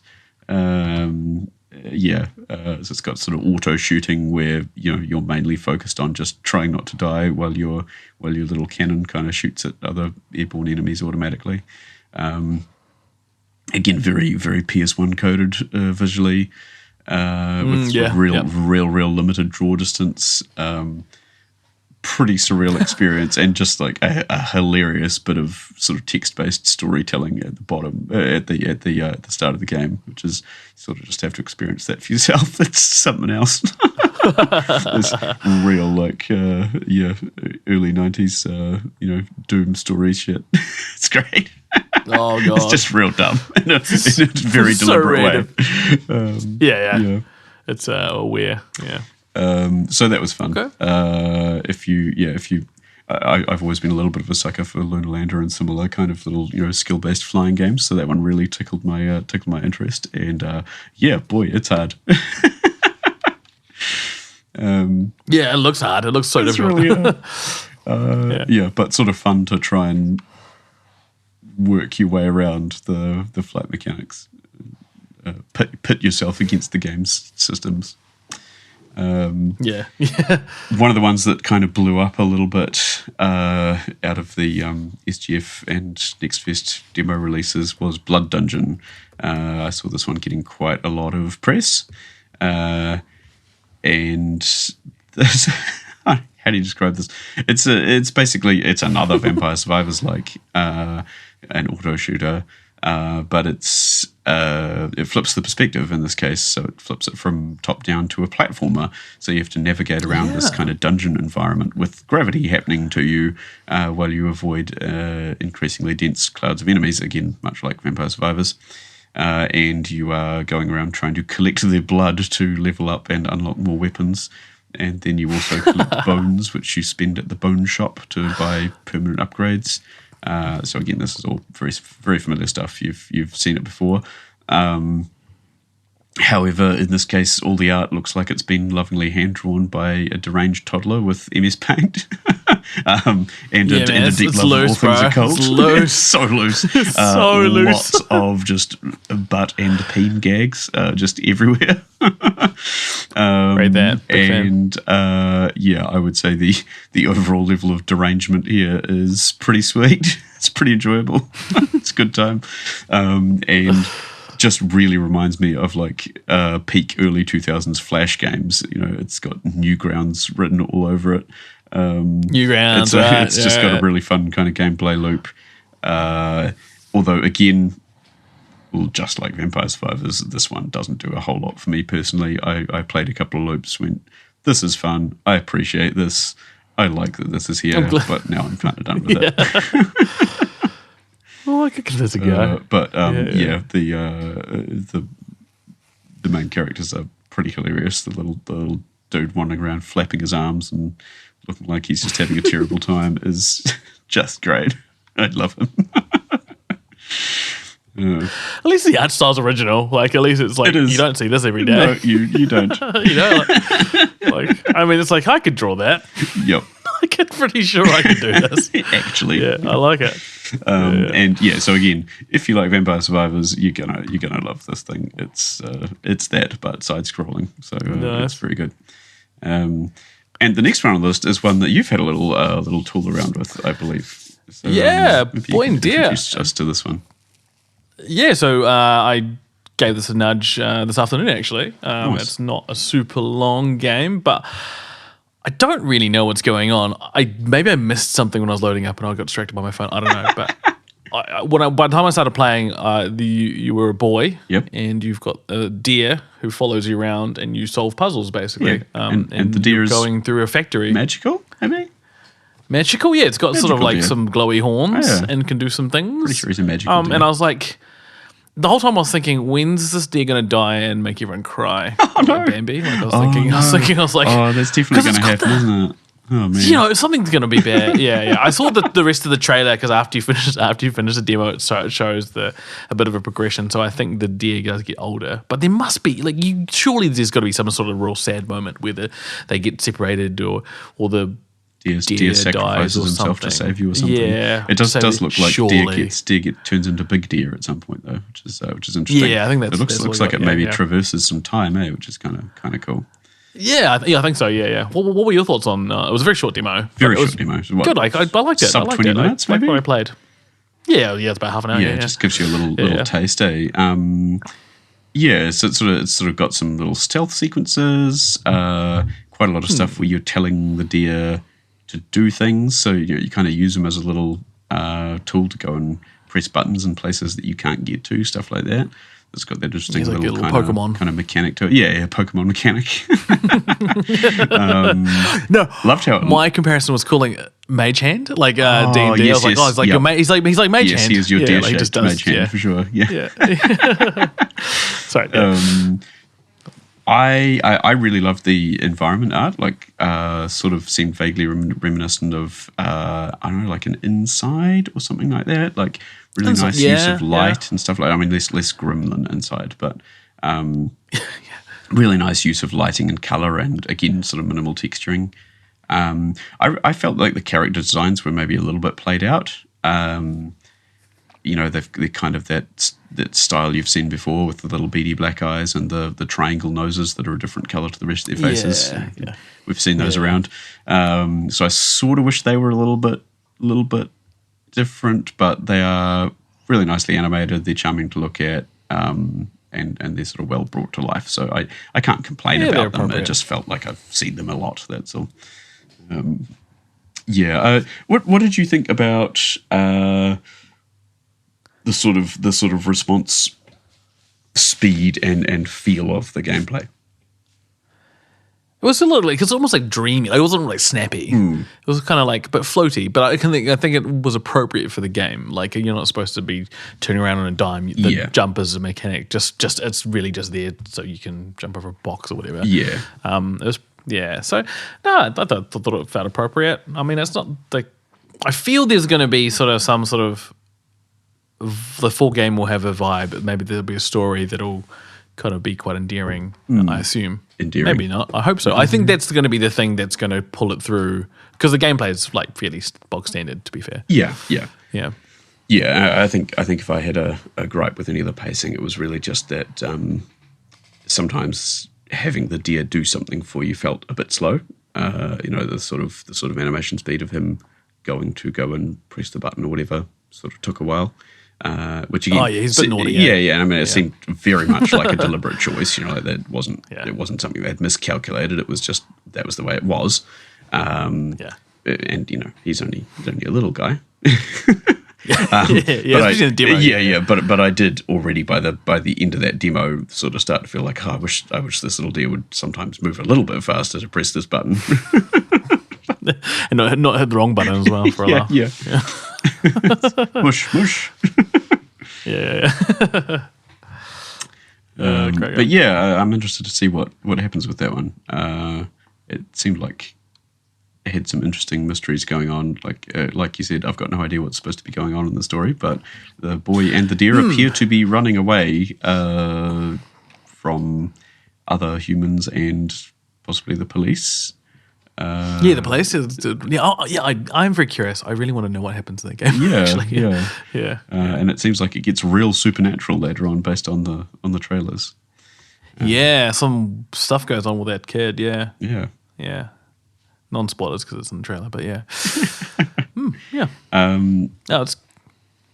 It's cozy. It starts cozy. It sort of looks like it might not stay cozy. Might get a bit more interesting.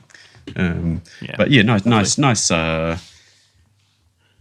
iteration of those kind of mechanics that we have seen before. But it feels good. For sure. I also, and this is one that Nate might like to weigh in on at some point as well, because I know he's a fan of the original Toem. I played some Toem 2. So the original Toem is just a lovely little kind of grayscale game of little dioramas where you go around helping out the locals in a whole bunch of locations, basically by taking photos of things and finding stuff and solving puzzles, so you can move on. Cool. And this is pretty much just more of the same. It feels like a really good follow-up to me.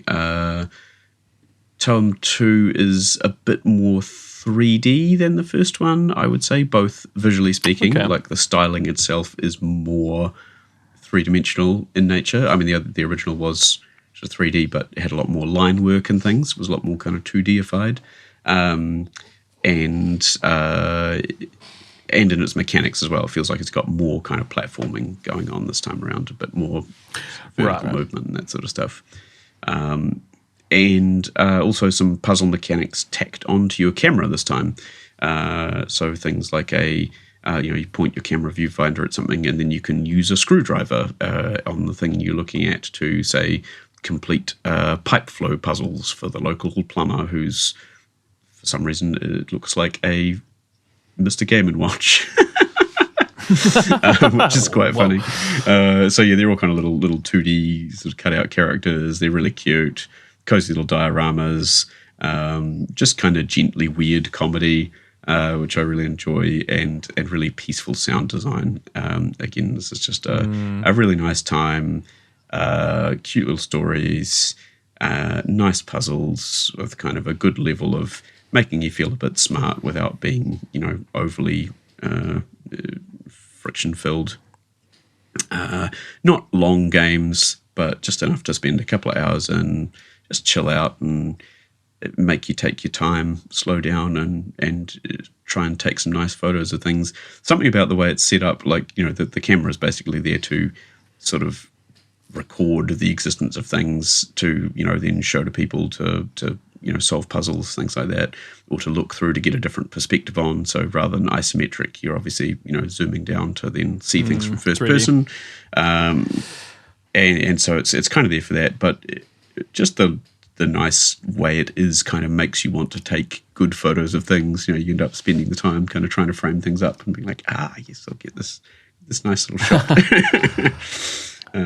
It's a nice Yeah, nice art design. It really is, Yeah. I like that. It's I haven't like we've talked about a few of these other things feeling a little bit familiar.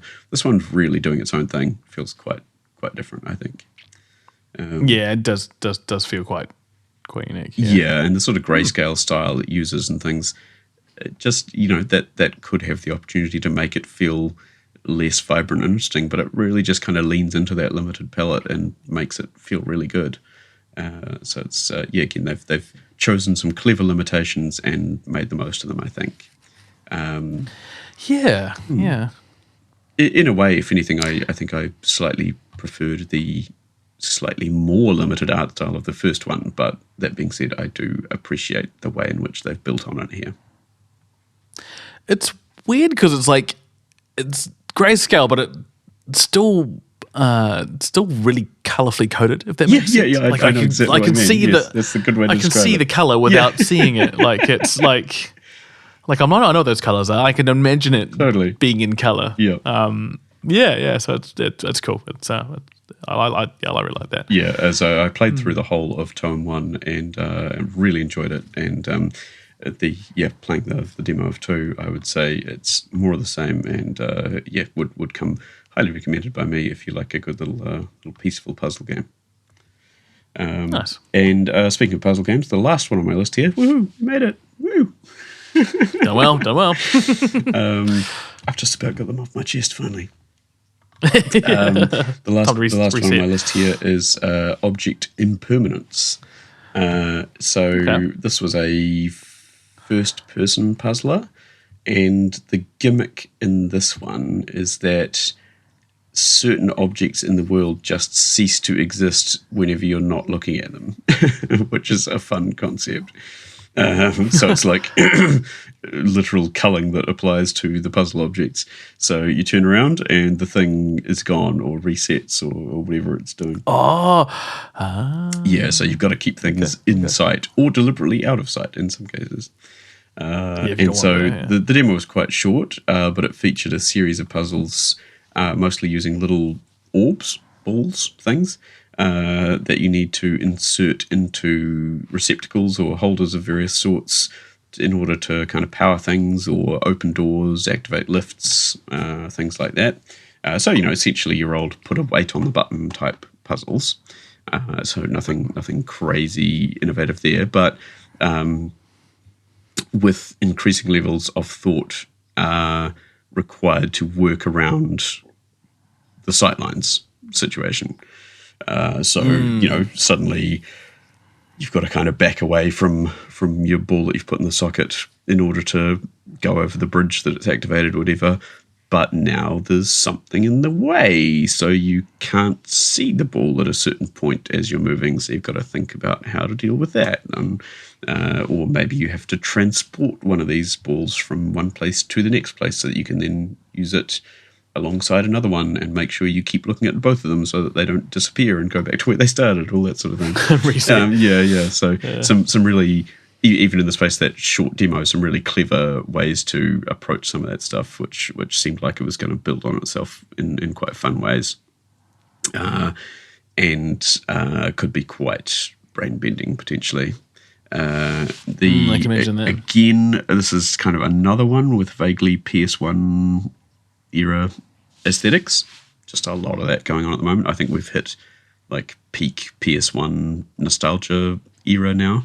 I guess it all runs about sort of 20 to 30 years behind, right? So we've started transitioning from like pixel art to PS1 nostalgia now. So like lots of low-res textures, some low poly art and things like that. Nice kind of appealing use of like a limited color palette and quite good use of light. Although overall, like quite drab, I guess, if anything. If you were to, sort of the environment I was in was quite deserty and abandoned. Like you're on, I think the sort of story, for what it's worth, is you've kind of crashed on an alien planet of some sort. And you're trying to figure out what is going on with the local environment. So like the balls that you're using have like these weird little creatures and stuff in them sometimes. It's a strange setup. But the the concept. Oh, he's true. The concept is a really neat one. So this is another one where it'd be interesting to see what it does with it as it goes on. Yeah, like a good first-person puzzler. That's fun. Yeah, so that is Alrighty. my big old load of demos I've been playing. That's a hell of a list, actually.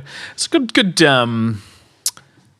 good source of experience. Like, you can just going through those demos, you can really experience quite a lot of what the gaming industry has to offer these days. Yeah, you and really I think can. it often gets missed out. Yeah, and that's people often miss out on that sort of stuff. That's why I'm feeling positive overall as well. Like, I've been playing this stuff. I'm like, man, people are making some really cool stuff at the moment, and it's just happening on a different scale and a different level. And these things are, again, making the most of limitations, right? In so many cases, they're like, hey, we can't do big, super nice looking, high fidelity graphics.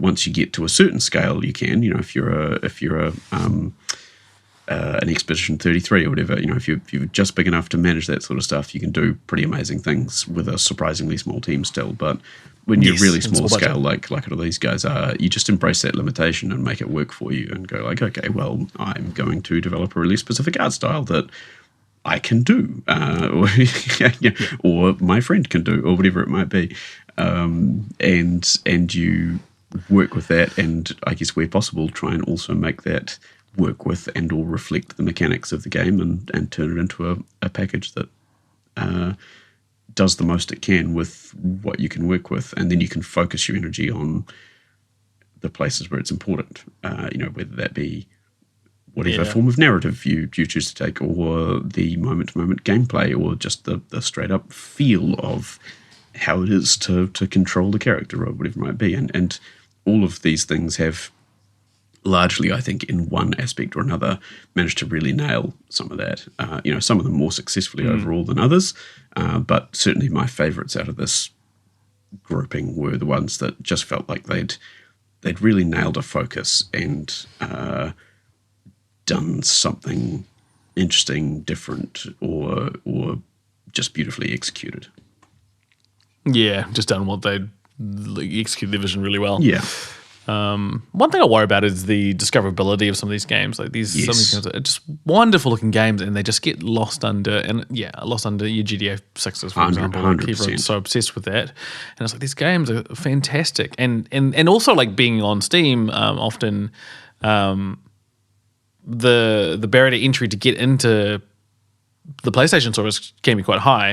Just like technically in terms of getting those games across, and it sucks that there's some really awesome hidden gems. Like Cassette Beast is an example of that. Like, I love Cassette Beasts, but most people I know probably have no idea what the game is. It's like hipster Pokemon. It's so cool, but like no one will know what their game is. It's so good.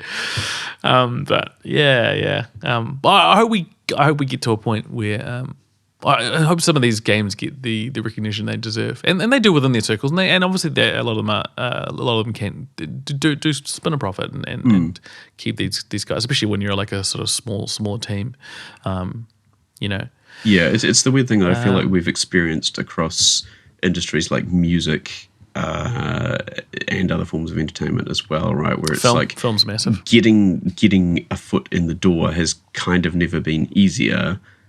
Or more accessible, but then at the same time, achieving success or being discovered, being found, making yourself obvious has kind of never been harder in a weird way. Like, there's so much there; it's so hard to stand out, and it from the outside at least, it feels like so much of that comes down to a lottery a lot of the time. It's just happening to be at the right place at the right time, or catching the right eyeballs, sort of semi by accident, in order to just gain traction, and something can just explode overnight, or something that's equally deserving or better or lovingly crafted can just go completely missed because it hasn't hit the right algorithmic tipping point in some way. Time, there's that timing and stuff, and they don't. And with games, you don't get because of market saturation. Games don't have game devs don't have the ability to just sort of keep pumping things out. You know, if you're a content creator, like for example, Curry Barker, who did Obsession, which is a fantastic movie. It's the highest grossing film that had a budget under $1 million. It's like $400 million at the box office. Wow. It's great. Oh no, worldwide, I think global gross. It was a horror film by these two guys who did YouTube videos basically. Yeah. But for them, they managed to build a bit of like cred because they could just keep pumping out content, and like their content's hilarious. Gaming studios can't really do that. No. They just lock themselves in a room and make the game over like several years, and then release it in a hope that it comes to they get to get recognized. Yeah, and it's like there's so many factors that can throw you either way. You know, it's like again something else gets big on the same day and just completely squashes you, and your opportunity is gone. You know, it's like you've spent 5 years working on something and you just got buried due to bad luck, and it's like, oh well, too bad. It's done now. Yeah. It's kind of a bizarre, bizarre lottery. It feels like. Obviously there are ways to swing that in your favor, and hey, just making good games certainly goes a long way towards getting you somewhere, but then on top of that, it feels like there's this massive layer of luck as well in terms of just whether people find you or not. And I don't know how you solve that really. I mean, like I said, it feels like Steam has got one of the better discoverability algorithms, but even that, just stuff, it's so full, stuff just gets buried constantly just under the constant heaps of new stuff. And a lot of it is actually like decent quality, like decent to very good. Yeah, it's a lot of crap, but it's you got. I mean, just looking at those Next Fest demos, there were like 4,000 game demos in that last Next Fest, I think. Wow. And, dude, what? just the ones I kind of semi-randomly selected to play, based entirely on kind of judging the book by its cover. Most of those were ranging from interesting to excellent. And again, obviously I'm trying to do a bit of self-filtering and find the stuff that I think is going to be interesting and avoid the stuff that looks like asset flips or sort of AI slop. But again, with a bit of sort of basic filtering, there's a lot of good stuff happening out there. So that is great stuff. That is encouraging. Yeah. So for our listeners, if you do the same thing and find anything awesome on Steam, let us know. Flick us a message on Facebook. Yeah, give us your recs. 100%. Yeah, any recs would be great. Yeah. Because I do like the idea of like showcasing some of these smaller games. I know we don't have a massive audience, but it's just a great practice. And there are some people listening who have found like Nate's brother Gareth has found some really cool games that he's really enjoyed through listening to the podcast. So yeah, that's shout out to. Give us your best indies. Show us your indies. show us your indies. Indies, not undies. We're getting cancelled. Just because we've got a New Zealand accent. All right. Well, yeah, with that, let's wrap it up. I got to go do some mate baiting. Yeah, do some mate baiting. It's the one. And that wraps us up for this week's episode of the Crossplay Cooperative. You can join us here in another 2 weeks for more in-depth gaming analysis. In the meantime, you can like, subscribe, share, and follow us on Facebook, Instagram, and YouTube. Those links will be in the description. If you get a chance, give us a review. We massively appreciate it. Until next time, be well, stay well. See you guys. So come back next time, Nate. We missed you, bro. Yeah, we'll see you next time, Nate. Bye.